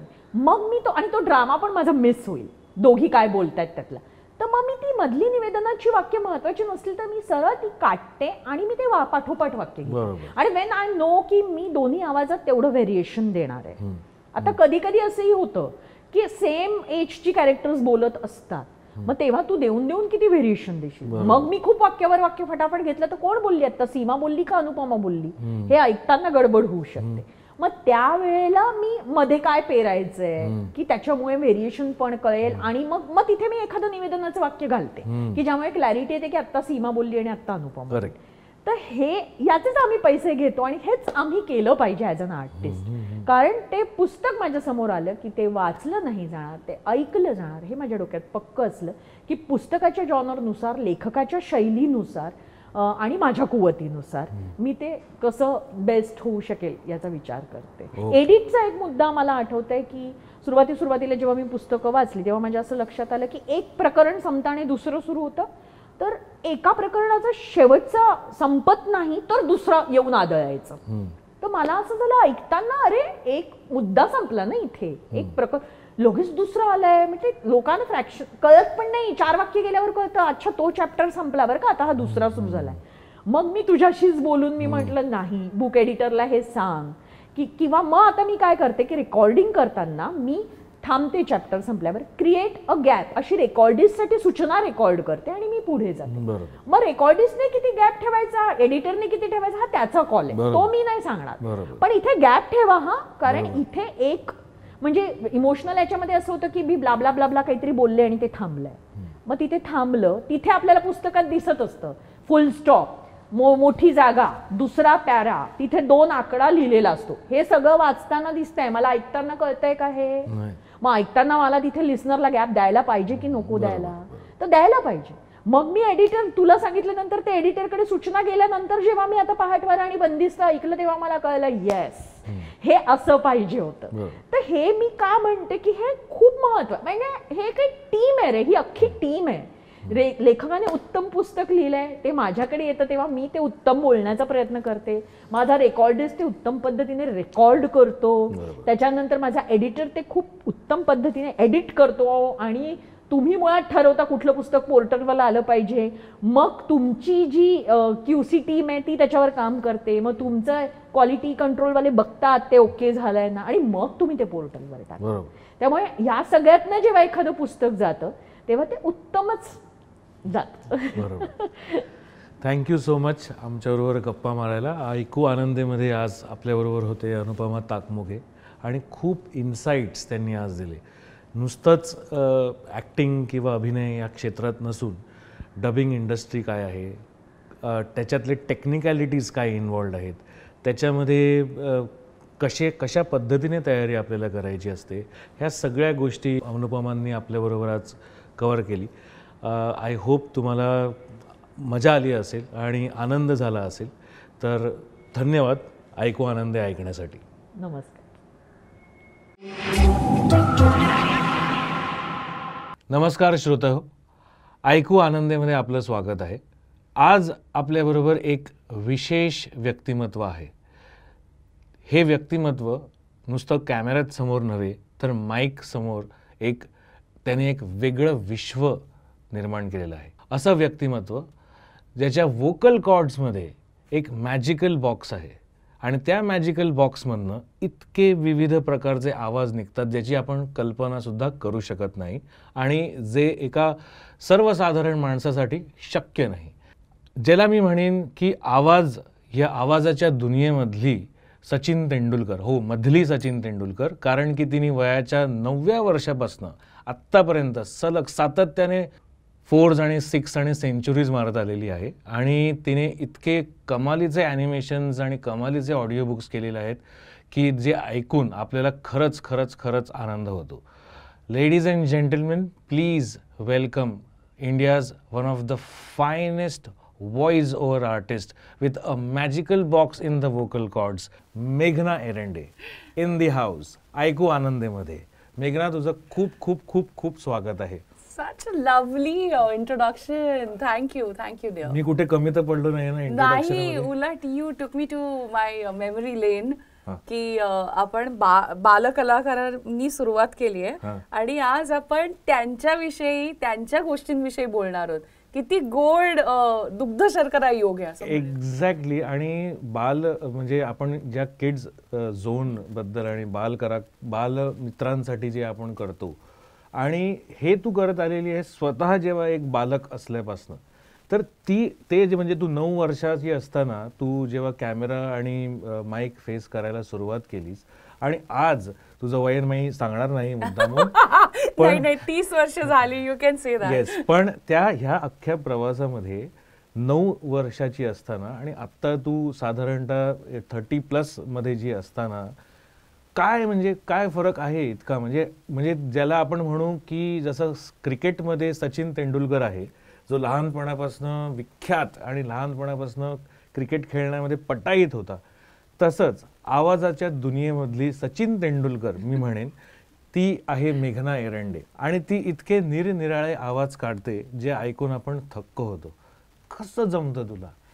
पहिल्यांदा तर तू सचिनजींचं नाव घेतलंस त्यामुळेच माझा हुरूप जास्त वाढलाय आणि त्यांचा, माझा आणि माझ्या मुलीचा वाढदिवस एका दिवशी आहे. हे एकच साधर्म्य आमच्यात असू शकतं. पण गंमत अशी आहे की जसं तू म्हणलास की मी जेव्हा 9 वर्षाचे होते आणि हे सगळं काम चालू केलं तेव्हा माझा आवाजच असा होता. आता मी खोटा काढते. तेव्हा काही कळत नव्हतं आणि अज्ञानात सुख असतं, तेच मला वाटतं खूप महत्वाचं आहे की तेव्हा हेडफोनची गरज नव्हती, तेव्हा हातामध्ये हे असायला पाहिजे असं वाटत नव्हतं किंवा फिल्टर नसला तरी ब्लो येत नव्हता. सो ह्या सगळ्या गोष्टी जेव्हा कळत नव्हत्या ना तेव्हा ते इतक्या सुंदर आणि आपसूक होत होत्या आणि मुळातच ऑब्झर्वेशन सगळे बाकीचे काय सांगतायत हे महत्वाचं होतं. आणि ह्या सगळ्या प्रोसेसमध्ये आत्ता जर तू, if I look back, I was a good listener. जर माझ्या डिरेक्टरने सांगितलंय या पोझिशनमध्ये तिरप होऊनच बोलायचं आणि प फ ब भ आलं की बाजूला तोंड करायचं, तर ते होतं, आपसूक गेलं. सो मला असं वाटतं की गुड लिसनिंग हा माझा बेस असू शकतो. आत्ता जेव्हा आपण बोलतोय तेव्हा माझ्या असं लक्षात आलंय की सांगितलेली गोष्ट ती लक्षात घेऊन ब्रेनमध्ये प्रोसेस करून आत्मसात करून जर त्याच्यावर कृती केली तर मला वाटतं रिझल्ट जास्त चांगले येऊ शकतात. हे तेव्हा असं काहीतरी घडलं असेल आणि म्हणूनच आज जेव्हा लिसनिंग म्हणजे स्टोरी टेल एक ऐकण्याची जी प्रक्रिया येते तेव्हा ती मला जास्त आकर्षित करते. एक्झॅक्टली. आणि जेव्हा तू म्हणतेस की लिसनिंग खूप इम्पॉर्टंट आहे, ते आपलं डे टू डे लाईफमध्ये पण इम्पॉर्टंट असतं. ऐकणं खूप महत्त्वाचं असतं. आपण खूप बोलतो पण कधी कधी आपण जेव्हा ऐकतो तेव्हा अर्ध्या गोष्टी आपल्या सॉल्व्ह होतात. कधी कधी भांडत असताना, आर्ग्यू करत असताना, कोणाचं तरी लेक्चर ऐकत असताना किंवा कोणतरी आपल्याला ज्ञान देतंय तेव्हा ऐकणं किती महत्त्वाचं असतं हे ह्याच्यातनं अगदी अतिशय खूप महत्त्वाचा टप्पा किंवा महत्त्वाची गोष्ट अशी आपण म्हणू शकतो. ऍब्सोल्युटली. म्हणजे मी एक आई म्हणून तुला सांगते की आधी कदाचित इराला नवीन बोलायला लागली ना मुलं की त्यांना खूप बोलायचं असतं because there is lot of things going on. त्यांना इतके प्रश्न असतात, त्यांना इतक्या गोष्टी शेअर करायच्या असतात की ते फक्त बोलतात लहान मुलं. पण जेव्हा तुम्ही स्टोरी टेल सारख्या एखाद्या गोष्टीमध्ये त्यांना ऐकवायला लागता ना तेव्हा ते त्यांचं एक जग निर्माण होतं, त्यांचं इमॅजिनेशन चालू होतं, त्यांची एक थॉट प्रोसेस चालू होते, त्यांच्या मनाला एक शांतता मिळते, त्यांच्या एक जी स्तब्धता आहे विचारांची ती कुठेतरी हळूहळू फॉर्म व्हायला लागते. सो ऐकणं हे खूप महत्वाचं आहे. आणि जेव्हा तुम्ही स्क्रीन टाइम बघत असता किंवा एखाद्या ॲनिमेशन बघत असता, कार्टून असता, तर तुला everything is ready in front of you ना, तुला रेखाटूनच दिलंय ते. पण जेव्हा तुम्ही एखादी गोष्ट ऐकता मग ती भलेही स्टोरी टेलची असेल किंवा आईकडनं ऐकलेली असेल, तुम्ही ते चित्र काढता आणि त्याच्यामध्ये रंग भरायला लागता. सो मी जेव्हा एखादी गोष्ट सांगतेय तर मी आवाजाचे रंग भरणार आणि तिने तिच्या इमॅजिनेशनचे कॅरेक्टर्सचे अंतरंग भरायचे. असं आमचं कुठेतरी देणं घेणं मला वाटतं माझं आणि इराचं चालू झालंय. सो त्यामुळे listening is very very very important. आता तू जे बोललास तो प्रश्नच मला नीट कळला नाही तर मी वेगळ्या टँजंटवर असू शकते, पण हेच आज न बोलता सुद्धा आपण दोघं एकमेकांशी बोलू शकतोय. I think listening is very very important. खूप खूप म्हणजे खूप महत्त्वाची गोष्ट म्हणालीस तू. जसं मी आता म्हटलं थोड्या वेळापूर्वी की जिच्या व्होकल कॉर्ड्समध्ये मॅजिकल बॉक्स आहे, त्या मॅजिकल बॉक्समधनं इतके निराळे व्हॉइसेस जनरेट करणं म्हणजे ही म्हणजे ह्याला काही रियाज आहे, ह्याच्यासाठी काही प्रॅक्टिस आहे, ह्याच्यासाठी ऑब्झर्वेशन आहे, काय नक्की असं आहे की इतके सारे आवाज त्या व्होकल कॉर्ड्समधनं येतात? कारण ते शक्य नाही आहे, साधारण माणसाला ते शक्य नाही. How do you do it? ह्या प्रश्नाचं उत्तर माझ्याकडे पण नाहीये खरं. म्हणजे आता जसं एक कुठलंही मला एक वाक्य दे आणि मी ते तुला 5 वेगवेगळ्या आवाजामध्ये म्हणून दाखवेन. आपण एक जस्ट गंमत करूया. ओके. ऐकू आनंदे मध्ये येऊन मला खूप छान वाटलं. खूप छान वाटलं आणि सगळ्यांनी ऐकलंच पाहिजे. ओके. सो आता हे पहिल्यांदा बाळ असेल. So I think about a baby.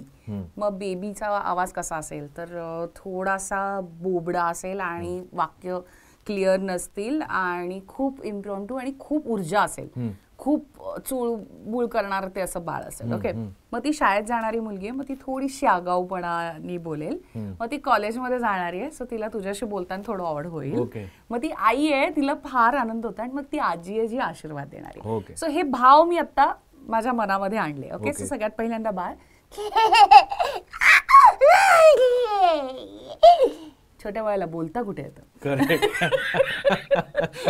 So आता ती शाळेत जाणारी मुलगी आहे. ऐकू आनंदेमध्ये येऊन मला खूप छान वाटलेलं आहे, ऐकायला पाहिजे, थँक्यू. आता ती कॉलेजमध्ये आहे. ओ वेल, ऐकू आनंदेमध्ये येऊन खूप छान वाटतंय आणि बेसिकली मला ऐकायला आवडतं कारण तेव्हा मग माझी लिपस्टिक जात नाही. आणि मग ती आई आहे, अगं बाई फार छान वाटलं बरं का, असे उपक्रम तुम्ही करायला पाहिजेत राहुलजी, काय म्हणजे फारच छान नाही का, असं ऐकायला पाहिजे. सगळ्यांचं ऐकलं नाही तर कसं होईल, किती ऐकवतात लोक आपल्याला, ऐकलं पाहिजे ना. करेक्ट. ही आई असेल. मग ऐकू आनंदेमध्ये येऊन फार आनंद वाटला, आमचं कोणी ऐकतच नाही हो हल्ली. सो ती आजी आहे. सो बेसिकली जेव्हा तुम्ही एखादं कॅरेक्टर करता किंवा एखादी गोष्ट, एखादी व्यक्ती तुम्हाला साकारायची आहे तेव्हा व्हॉल्यूम आणि स्पीड हे काय असतील, ती कुठल्या व्हॉल्यूम मध्ये बोलेल, ती कुठल्या पिच मध्ये बोलेल, ती कुठल्या स्पीड मध्ये बोलेल.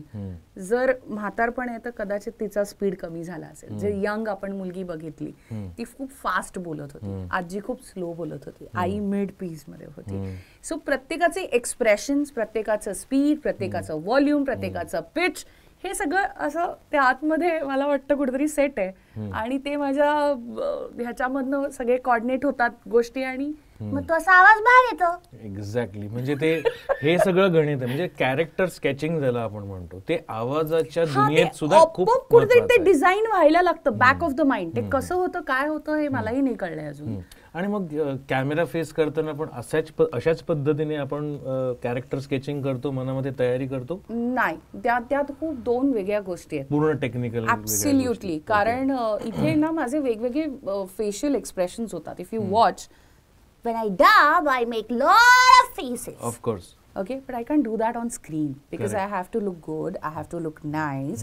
सो स्क्रीनवरती जे माझे व्हॉइसिंगचे एक्सप्रेशन्स आहेत त्याच्यात 10 पट कमी एक्सप्रेशन्स मला द्यायला लागतात because it's going to catch each and every reaction of mind. Right right. पण तिथे जेव्हा डबिंग मी करत असते तेव्हा ती अख्खा जो रूम आहे ती आणि मी तिकडची राणी असते, बॉस वहां पे मैं जो करूंगी वही होएगा किंवा टेक वन मोर, हे जे हक्काने मी बोलू शकते ते मी कदाचित स्क्रीनवर नाही बोलू शकत because my director is directing मी.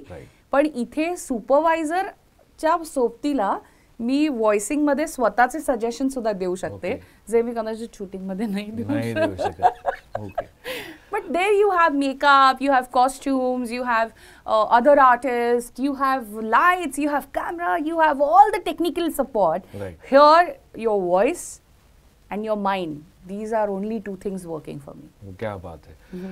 आता मला सांग की हे जे आवाजातलं वैविध्य आहे आणि हे तू इम्प्लिमेंट केलेलं आहेस, तर ऑडिओ बुक्स ह्या क्षेत्रामध्ये तू काय काय वाचलेलं आहेस, कुठली पुस्तकं वाचलेली आहेस? स्टोरी टेल माझ्या आयुष्यात यायच्या अगोदर मी फार ऑडिओ केलं नव्हतं. म्हणजे नॅपसाठी जे पुस्तकं वाचायला लागतात ती असतील किंवा रेडिओवरती काही ड्रामा असतील, प्ले असतील आपले रेडिओचे, ते असे काही होते. चेतन दातारांबरोबर मी सावली केलं होतं. सो त्याच्यात चिवचा रोल करायचा मी. सो असं बजरभट्टू एक होतं. तर असे काही ऑडिओ प्लेस केले होते. पण त्याचं कसं खूप रिहर्सल करून नॉर्मल प्ले करतो तसे ते रेडिओवरती वाचायचे, हे मला माहिती होतं लहानपणापासून.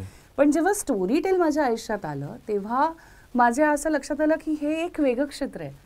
आणि कसं आहे ना, आता मी निवेदन केलं, मग मी ॲनिमेशन केलं, मग मी कॉर्पोरेट इव्हेंट्स केले, मी अँकरिंग केलं. आता हे सगळं करता करता कुठून तरी आपल्या हातात आता ऑडिओ बुक आलंय. ही एक वेगळी उत्सुकता होती आणि टेन्शनही होतं की मी ते करू शकीन की नाही. काय असतं की प्रत्येक 7 मिनिटाला मुलांचं लक्ष विचलित होतं, असं एक कुठल्या तरी स्टडीमध्ये मी ऐकलं होतं. आणि जर 7 मिनिटांनी मुलांचं लक्ष बदलत असेल तर मग मला आवाजही बदलायला हवा, मला टॉपिकही बदलायला हवा. पण जे लिहून दिलंय त्याच्यामध्ये मग मला काय इंटरेस्टिंग करता येईल की ते माझं बुक पूर्ण ऐकल्याशिवाय सोडणार नाही. ही जबाबदारी आली.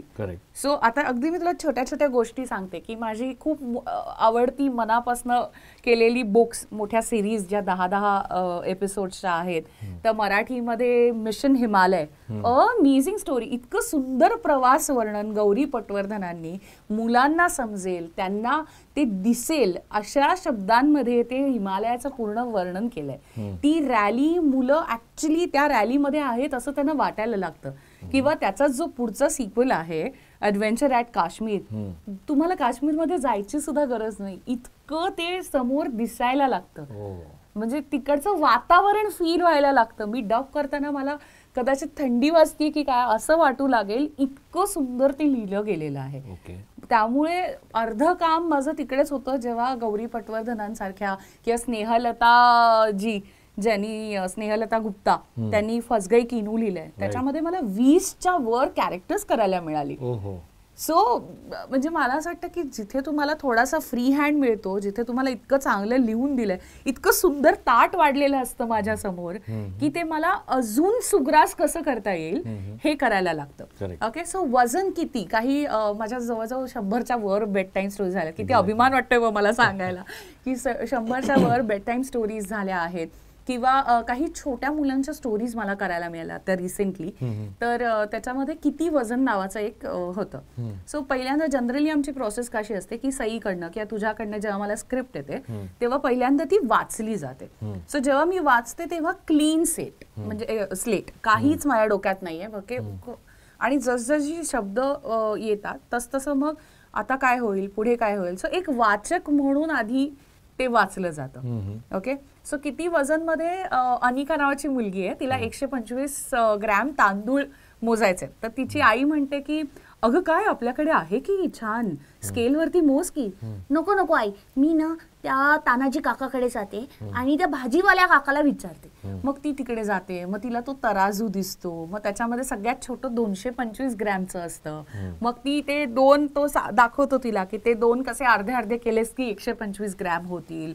मग 1 किलोचं कसं असतं, मग 5 किलोचं सगळ्यात मोठं असतं का, मग 7 किलोचं बनतं का वजन. सो वजन काटा काय आहे, किंवा एक छोटीशी गोष्ट आहे की आता इतकं जग फास्ट आहे, ह्या सगळ्यामध्ये त्या भाजीवाल्याकडे त्याचं तंत्र काय आहे, तो तर जुन्याच गोष्टी वापरतोय ना.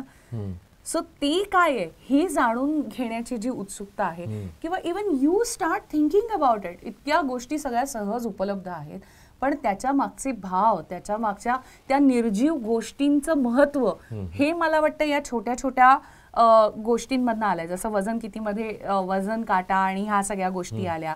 त्याच्यानंतर गब्बू, जेव्हा गब्बूचं वाचलं तेव्हा मला असं वाटलं अरे बापरे, हा एक मुलगा आहे आणि त्याला थोडेसे प्रॉब्लेम्स आहेत, मग मुलं इमोशनल होतील का, मुलांना त्रास होईल का. हे जेव्हा वाचता वाचता मला त्या गब्बूमध्ये एक कुठेतरी व्हीलचेअरवरचा तो मुलगा दिसायला लागला आणि मी डिस्टर्ब झाले की अरे बापरे, हे मुलांसाठी आहे आणि मग ते माझ्याकडनं नीट केलं जाईल का. आणि नंतर जेव्हा एंड ऑफ द स्टोरी त्यांनी स्वतःचा शर्ट घातला त्या मुलांच्या मदतीने, कारण त्याचे सगळे मित्र होते, त्याचा वाढदिवस होता, आणि मग त्याच्यानंतरचा जो सगळ्यांचा आनंद होता तो इतका, म्हणजे I could feel it.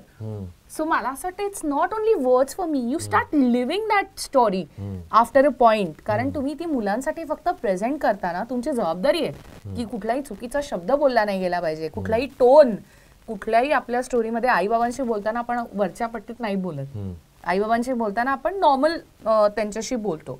So मला असं वाटतं की I have learn so much from Storytel and the characters. जसं एक रिंचन आणि हिमादान नावाची स्टोरी आहे. ओके, सो रिंचन आणि हिमादान ही नावं आहेत हेच मला पहिल्यांदा कळलं. माझ्यासाठी फक्त राहुल, विक्रम, मीरा, मेघना, अंजली, लीना हीच नावं महत्वाची आहेत. पण असं हिमादान म्हणजे काय, स्नो असेल का, मग ती गोरी असेल म्हणून तिचं नाव आईने हिमादान ठेवलं असेल का, किंवा रिंचिन मध्ये किती मिश्किलपणा असेल, त्याच्या नावातच इतकी अशी गंमत आहे. मग त्याचं कॅरेक्टर कसं असेल, अरे दीदी मैं आपको बतातो ना दीदी, मग असं थोडंसं गोल्डूश करून ना अरे अरे दीदी. बरं, आईचा तो लाड काय, मग तो कुठेतरी तिचं ते आईचा हा लाड काय म्हणून थोडंसं एक नाराजी तिच्या आवाजामध्ये हिमादानच्या असू शकते. सो ह्या गोष्टी, आणि मग तिचा डान्स परफॉर्मन्स, ह्यानी चोरून आणलेली ती लिपस्टिक आईची, आणि मग ती लावताना गेलेल्या गमती जमती, ह्या सगळ्या मला असं वाटतं ऑडिओ बुक मधनं ना अशा त्या it's like a bouquet for kids, you know. तुम्हाला वेगवेगळी फुलं मिळतात त्याच्यामध्ये, आणि ती त्यांनी एन्जॉय करणं हे एकच मला वाटतं कुठेतरी त्याच्यामध्ये तात्पर्य आहे. आणि कुठेतरी ना एक अधोरेखित छोटासा मेसेज पण असतो जो डेलिबरेटली कदाचित दिलेला असेलही किंवा नसेलही, पण मुलं नक्की 100% ह्याच्यामधनं काही ना काहीतरी घेऊन जातात. मिशन ट्री सारखं एखादं जेव्हा हे येतं तुमच्याकडे, स्क्रिप्ट येतं, तेव्हा त्या एका बी मधनं अख्खं हिरवं कसं तुम्ही करू शकता ते येतं, आणि मग तुझ्या घरातलं जे झाड आहे ना त्याच्याशीही तू बोलायला लागतोस एका त्या मिशन ट्रीच्या ह्याच्यामधून. सो मला असं वाटतं की कुठेतरी ना मुलांचं निरागसता, त्यांचं बालपण जपण्याचं काम या स्टोरीज करतात. आता अगदी छोटंसं उदाहरण घ्यायचं झालं तर कुठेतरी मॉरल्स आणि व्हॅल्यूज आहेत ना या नाहीशा होत चालल्या. अख्ख्या जे काही इतकं फास्ट जग आहे आणि इतकं सगळं स्वार्थीपणा मुलांमध्ये वाढलाय असं आपण म्हणू शकतो की ते फार विचार नाही करत. आणि मग सतत आपण आमच्या वेळेस असं होतं, आमच्या वेळेस करून त्यांना खूप पकवत असतो. सो ते करण्यापेक्षा अशी एखादी सोन्याचा हार ज्याच्यामध्ये बिरबलाची चतुराई, प्रसंग सावधानता किंवा त्या क्षणी केलेला तो विचार हा किती महत्वाचा आहे. मग या सगळ्या इसाप नीतींमधून या सगळ्या बाला अँड सनी त्याचे 10 एपिसोड मला करायला मिळाले. आणि ॲनिमल किंगडम काय असू शकतं, त्यांच्या बाला अँड सनी दोघं छोटे उंदीर आहेत अरे, आणि मग त्यांची गंमत आहे ती अख्खं. त्यांचा तो काका आहे, मग त्याच्यामध्ये जर साप आला तर तो जेव्हा बोलेल ना किस दिसा मिसा रे सो, मग ते हिसिंग त्याच्यामध्ये ऍड केलं. सो ते एक ॲनिमल किंगडम. मला असं वाटतं की इमॅजिनेशनला तुम्हाला हे नाही आहे, आणि जर तुम्ही गोष्टी ऐकल्यात त्या फील केल्यात तर आणि तरच त्यांचं बालपण टिकू शकतं. तर हा जो स्क्रीन टाईमचा जो चॅलेंज आहे, जी लहान मुलं दे आर व्हेरी इन्क्लाइंड की त्यांना बघायला म्हणजे दृश्यात्मक गोष्टी बघायला त्यांना आवडतं, ह्याच्यातनं ऐकण्याकडे नेण्याचा जो चॅलेंज आहे तो पॉसिबल आहे? आत्ता आधी एवढं माझ्या हे फार प्रकर्षाने जाणवलं नव्हतं, पण पॅन्डेमिकमध्ये आणि आयसोलेशनच्या काळामध्ये जेव्हा त्यांचे क्लासेस, शाळा सगळंच स्क्रीन टाइम इतकं वाढलंय की ह्याच्यामधनं त्यांना परावृत्त करणं हे खूप महत्वाचं आहे. बरं, they are so used to watching animation, cartoons, आणि त्यांचं इतकं ते असं टीव्हीला चिकटून राहण्याची एक प्रवृत्ती म्हणजे मी सुद्धा आता बाहेर गेले, शूटिंगला गेले तर मी इराला फोन देते की बाई बघत बस आणि मी माझं काम करते. सो कुठेतरी सहूलियत किंवा माझा कम्फर्ट मी बघत असते, राईट. पण ह्या सगळ्यामध्ये मी तिला एक मेकॅनिकल हे बनवून टाकलंय, रोबोट बनवलंय माझ्या मुलीला, हे माझ्या लक्षात नाहीये. पण त्यातून ह्याच्यातनं जर तिला बाहेर काढायचं असेल तर तिला चांगल्या गोष्टी ऐकायला लावणं हे एकमेव त्याच्यामध्ये मला वाटतं पर्याय असू शकतो. कारण जेव्हा तुम्ही स्क्रीन बघताय, ओके, तेव्हा तुम्ही फक्त ठोकळ्यासारखं जे दाखवताय ते ऍक्सेप्ट करताय. करेक्ट. पण जेव्हा तुम्ही ही स्टोरी अशा प्रकारची एखादी ऐकताय तेव्हा तुम्ही ती स्टोरी स्वतः बनवताय. तुमची कॅरेक्टर्स आर नॉट बाइंडेड. तुम्ही स्वतःचे कॅरेक्टर स्वतः बनवू शकताय. त्यामुळे मला असं वाटतं की त्यांचं जर बालपण जगायचं असेल किंवा समजायचं असेल ना, तर ह्या गोष्टी त्यांच्या आयुष्यात असणं खूप महत्वाचं आहे. कशाला तुम्हाला आता स्टॉक एक्सचेंज आणि कशाला तुम्हाला बाकी सगळ्या जगामध्ये काय चालू आहे आणि ह्या सगळ्या आणि आत्ताचं जे सगळ्याचं वातावरण आहे ते का मुलांवर इम्पोज करायचं आहे? त्यांना नाही 2 गोष्टी कळल्या ज्या जगाच्या त्या पुढे करणारच आहेत. मग त्यांचं बालपण जगू द्या की त्यांना. आपण ठकठक वाचलंय, चांदोबा वाचलंय, आपण ह्या सगळ्या गोष्टी वाचल्या आहेत, राईट. त्या त्यांना जर अवेलेबलच नाही आहेत तर मग हे पर्याय आहेत आपल्याकडे.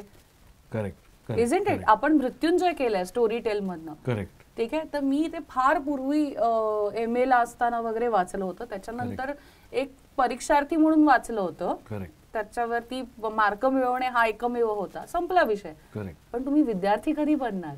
करेक्ट. मुलांचं बालपण नका हिरावून घेऊ रे. आत्ताच त्यांना सगळे आयपॅड हातात देऊन देऊन माझ्याकडे फोन नाही म्हणून वाईट वाटणं नको. काही गरज नाहीये. तुमच्या फोनवर एक छान गोष्ट लावून द्या, तेवढं अप्रूप वाटेल त्यांना.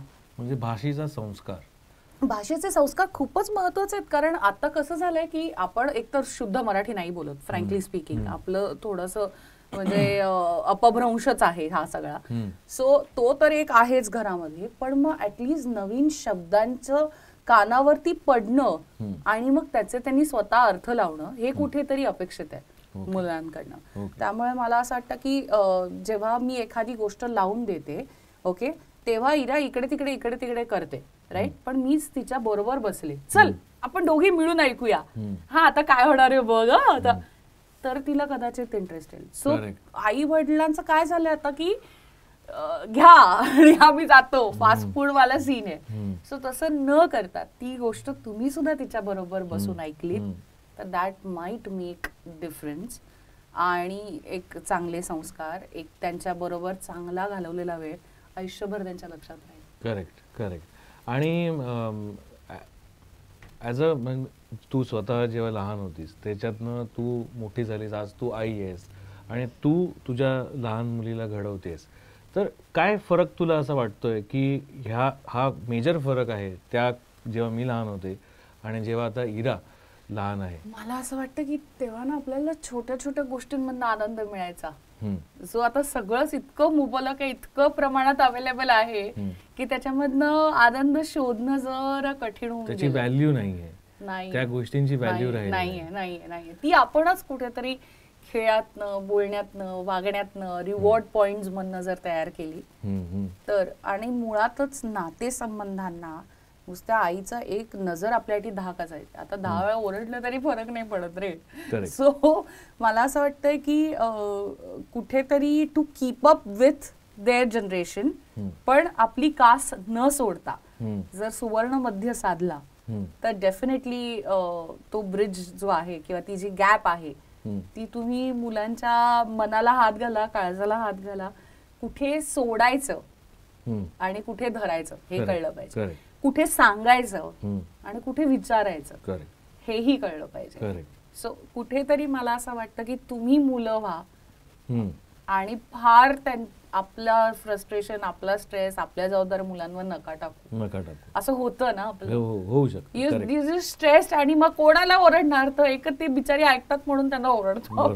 असं नाही करायला हवं. करेक्ट. किंवा त्यांना फार डोक्यावरही नाही बसवायला, जास्ती लाड नको पुरवायला असं. हा दोन्ही आहे. म्हणजे देअर हॅज टू बी की तिला जर सरप्राईज एक हवंय तर ठीक आहे, मग तू 2चं स्टॅन्झा लिहून दाखव तर मिळणार आहे. So make it very interesting for them. Okay challenging. बरोबर. आता मला सांग, तू इतके पात्र केलीस आतापर्यंत, टेलिव्हिजनसाठी केलीस, ऑडिओ बुकसाठी केलीस, तुझं सगळ्यात फेवरेट पात्र, कॅरेक्टर कुठलं? राहुल, किती कठीण प्रश्न विचारलायस तुम्हाला. मला सगळ्याच आवडतं. मुळातच मी पहिल्या क्षणापासून माझ्या कॅरेक्टरच्या प्रेमात असते आणि देवदयेनी मला सगळी पॉझिटिव्ह कॅरेक्टर्स मिळाले आहेत आतापर्यंत. सो जेव्हा मी बाल गणेश करते तेव्हा मला फार भारी वाटत असतं, ते माझं फेवरेट असतं. मग जेव्हा मी कृष्णा करायला लागते तेव्हा मला वाटतं हा देवानीच मला निवडलंय, थँक्यू देवा, तू माझी सिलेक्शन केलंयस, असं ते देवानी दिलेला आशीर्वाद वाटायला लागतो. मग जेव्हा मी निंजा हातोडी करते तेव्हा असं मला वाटतं की मी बेस्ट वॉरियर आहे, मी निंजा आहे, मी घरातलं काम पण करू शकते, मी मुलीचा अभ्यास घेऊ शकते, मी डबिंग करू शकते, मी मार्केटमध्ये पण जाऊ शकतो, मला निंजा मी वाटायला लागते. सो मला असं वाटतं की प्रत्येक वेळेला रोज नव्याने त्या कॅरेक्टरच्या प्रेमात पडण्याचा छंद लागलाय मला. ओके. आणि त्यावेळेला ते कॅरेक्टर माझं फेवरेट असतं. म्हणजे तू मला जर विचारलंस की तू किती पैसे कमावलेस तर कदाचित माझ्याकडे त्याचं उत्तर नसेल, पण तू किती प्रेम कमावलंस तर माझ्याकडे खूप छान उत्तर आहे की प्रत्येक वेळेला जेव्हा कोणी असं रस्त्यात सुद्धा वाटतं जरा तो आवाज काढून दाखव ना, आणि मी तो काढते, कारण त्या मुलाच्या चेहऱ्यावरचं जे स्माइल आहे ना ते $1 मिलियन असतं माझ्यासाठी. सो काय जर कुठलं कॅरेक्टर म्हणशील, माझा नवरा म्हणतो की तूच एक कॅरेक्टर आहे, त्यामुळे मी त्या कॅरेक्टर, स्वतःच्या कॅरेक्टरच्या प्रेमात आहे सध्या. ओके. आणि मग त्याच्याशी बोलत असताना तू मेघना एरंडे म्हणूनच बोलतेस, म्हणून त्याची त्याला चिडवायला तू वेगवेगळ्या कॅरेक्टर्स मध्ये बोलते? खरं लहान मुलांचा कार्यक्रम आहे हे बोलू नये, पण तेव्हा मी खूप कजाक बाई सारखी बोलते. म्हणजे मी भाणखोर आहे ह्याच्यावर कोणाचाच विश्वास नाहीये, पण ते विक्रमला चांगलंच माहितीये. ओके. त्याची वेगळी मुलाखत घ्यावी लागेल आपल्याला. मला माहित असलेली मेघना वेगळी आहे आणि तुम्हाला माहित असलेली मेघना वेगळी आहे. नाही, तो फक्त श्रवण भक्ती करतो. Is a good listener. Very nice. So we already have a listener over here. Absolutely. Correct. तर मेघना, जाता जाता तुला एवढंच विचारेन की तू जे इतके सारे स्टोरीज केलेलेस आणि त्याच्यामध्ये जर आपण बघितलं तर मंगळावर स्वारी सायन्स फिक्शन, फस गई किन्नू रोबोटिक सायन्स फिक्शन, गब्बू इमोशनल ड्रामा, त्याच्यानंतर mission Himalaya, mission Kashmir, adventure Kashmir, it's completely adventurous आणि पर्यटनावरती गोष्टी, त्याच्यानंतर मिशन ट्री, हे पर्यावरण रिलेटेड गोष्ट, म्हणजे सगळ्या छटा, सगळ्या रंग, सगळ्या ह्याच्यामध्ये सगळ्या जॉनर्स ज्याला आपण म्हणतो त्याच्यामध्ये लहान मुलांपर्यंत गोष्टी पोचवता येतात, पोचवू शकतो अजून तुला असं काय वाटतं का की अजून ह्याच्यामध्ये काही भर घातली पाहिजे, अजून त्यांना काय दिलं पाहिजे, काय वाटतं तुला? मला असं वाटतं तुम्ही जितकं मुलांना द्याल तितकं कमी आहे, आणि ते भुकेले असतात कॉन्टेंटसाठी. ओके. आणि त्यांना एंटरटेन करणं इज नॉट इझी, कारण प्रत्येक मी जसं म्हटलं 7 मिनिटाला ते बोर होत आहे, कंटाळा आलाय, हे होत आहे. तर हे तिथून जर मुळासकट काढायचं असेल तर त्यांना काय हवंय आणि नाविन्याचा जर ध्यास असेल तर मला वाटत नाही मुलं कंटाळतील. ओके. सो जितकं नवीन नवीन आपण काहीतरी तयार करू, की मग या 2-3 गोष्टींचं पर्यावरण आणि सायफाय एकत्र केलं, किंवा एक इमोशनल स्टोरी आणि ऍडव्हेंचर एकत्र केलं, असे जर काही कॉम्बिनेशन आपण वेगळे करू शकलो आणि अजून काही. आणि मला तर वाटतं की स्टोरी टेल हा ओपन फोरम आहे आपल्यासाठी. तर तुम्ही आम्हाला मेल करा, तुम्ही आम्हाला इन्स्टावर सांगा तुम्हाला काय ऐकायला आवडेल, या तुमच्याकडे एखादं चांगलं पुस्तक आहे जे तुम्हाला वाटतं खूप इंटरेस्टिंग आहे तर ते आम्हाला सजेस्ट करा.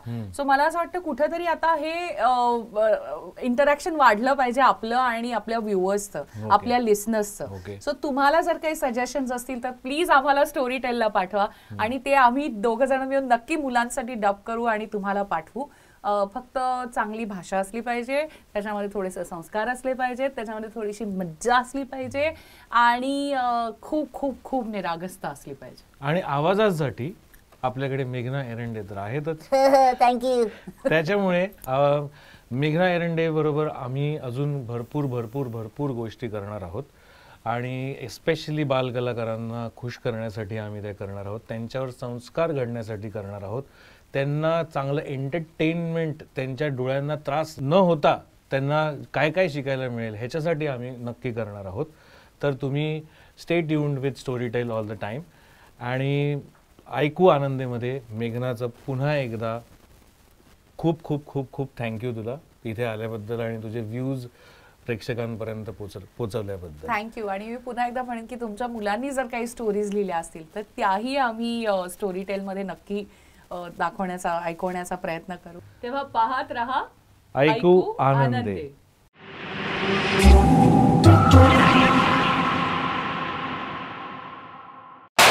मी ते ठरवलंय येणाऱ्या वर्षात जास्तीत जास्त पुस्तकं वाचायची. तुझ्या शेड्यूल मध्ये? ऑफकोर्स, कारण जेव्हा मी पुस्तकं वाचू शकत नाही ना तेव्हा मी पुस्तकं ऐकतो.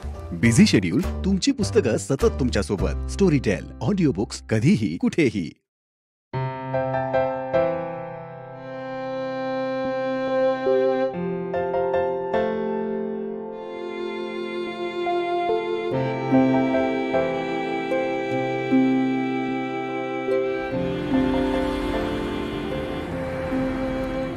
Once upon a time, there lived in a certain village a little country girl, the prettiest creature. Thousands of stories are waiting to be heard. Download the Storytel app today.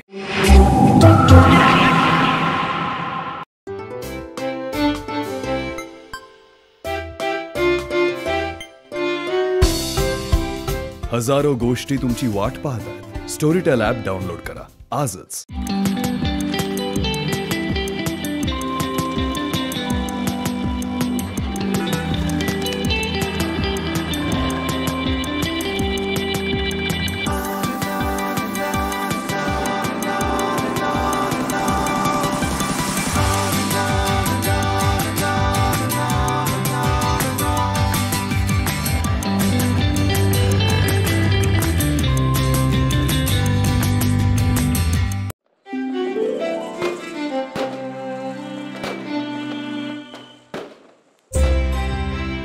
हजारो गोष्टी तुमची वाट पाहतात. स्टोरीटेल ॲप डाउनलोड करा आजच. Storytel हे app download करा आणि मराठी साहित्य विश्वातील दर्जेदार आणि लोकप्रिय ऑडिओ बुक्स जरूर ऐका. 99 रुपये प्रति महिना, अनलिमिटेड मराठी ऑडिओ बुक्स. आजच हे ॲप जरूर डाउनलोड करा आणि तुमच्या जवळच्या व्यक्तींनाही नक्की सांगा. चला स्टोरीटेल ऐकूया, मराठी ऑडिओ बुक्सच्या प्रेमात पडूया. मी विश्वास नांगरे पाटील. माझं मन में है विश्वास हे पुस्तक आपण स्टोरी टेल वरती ऐका.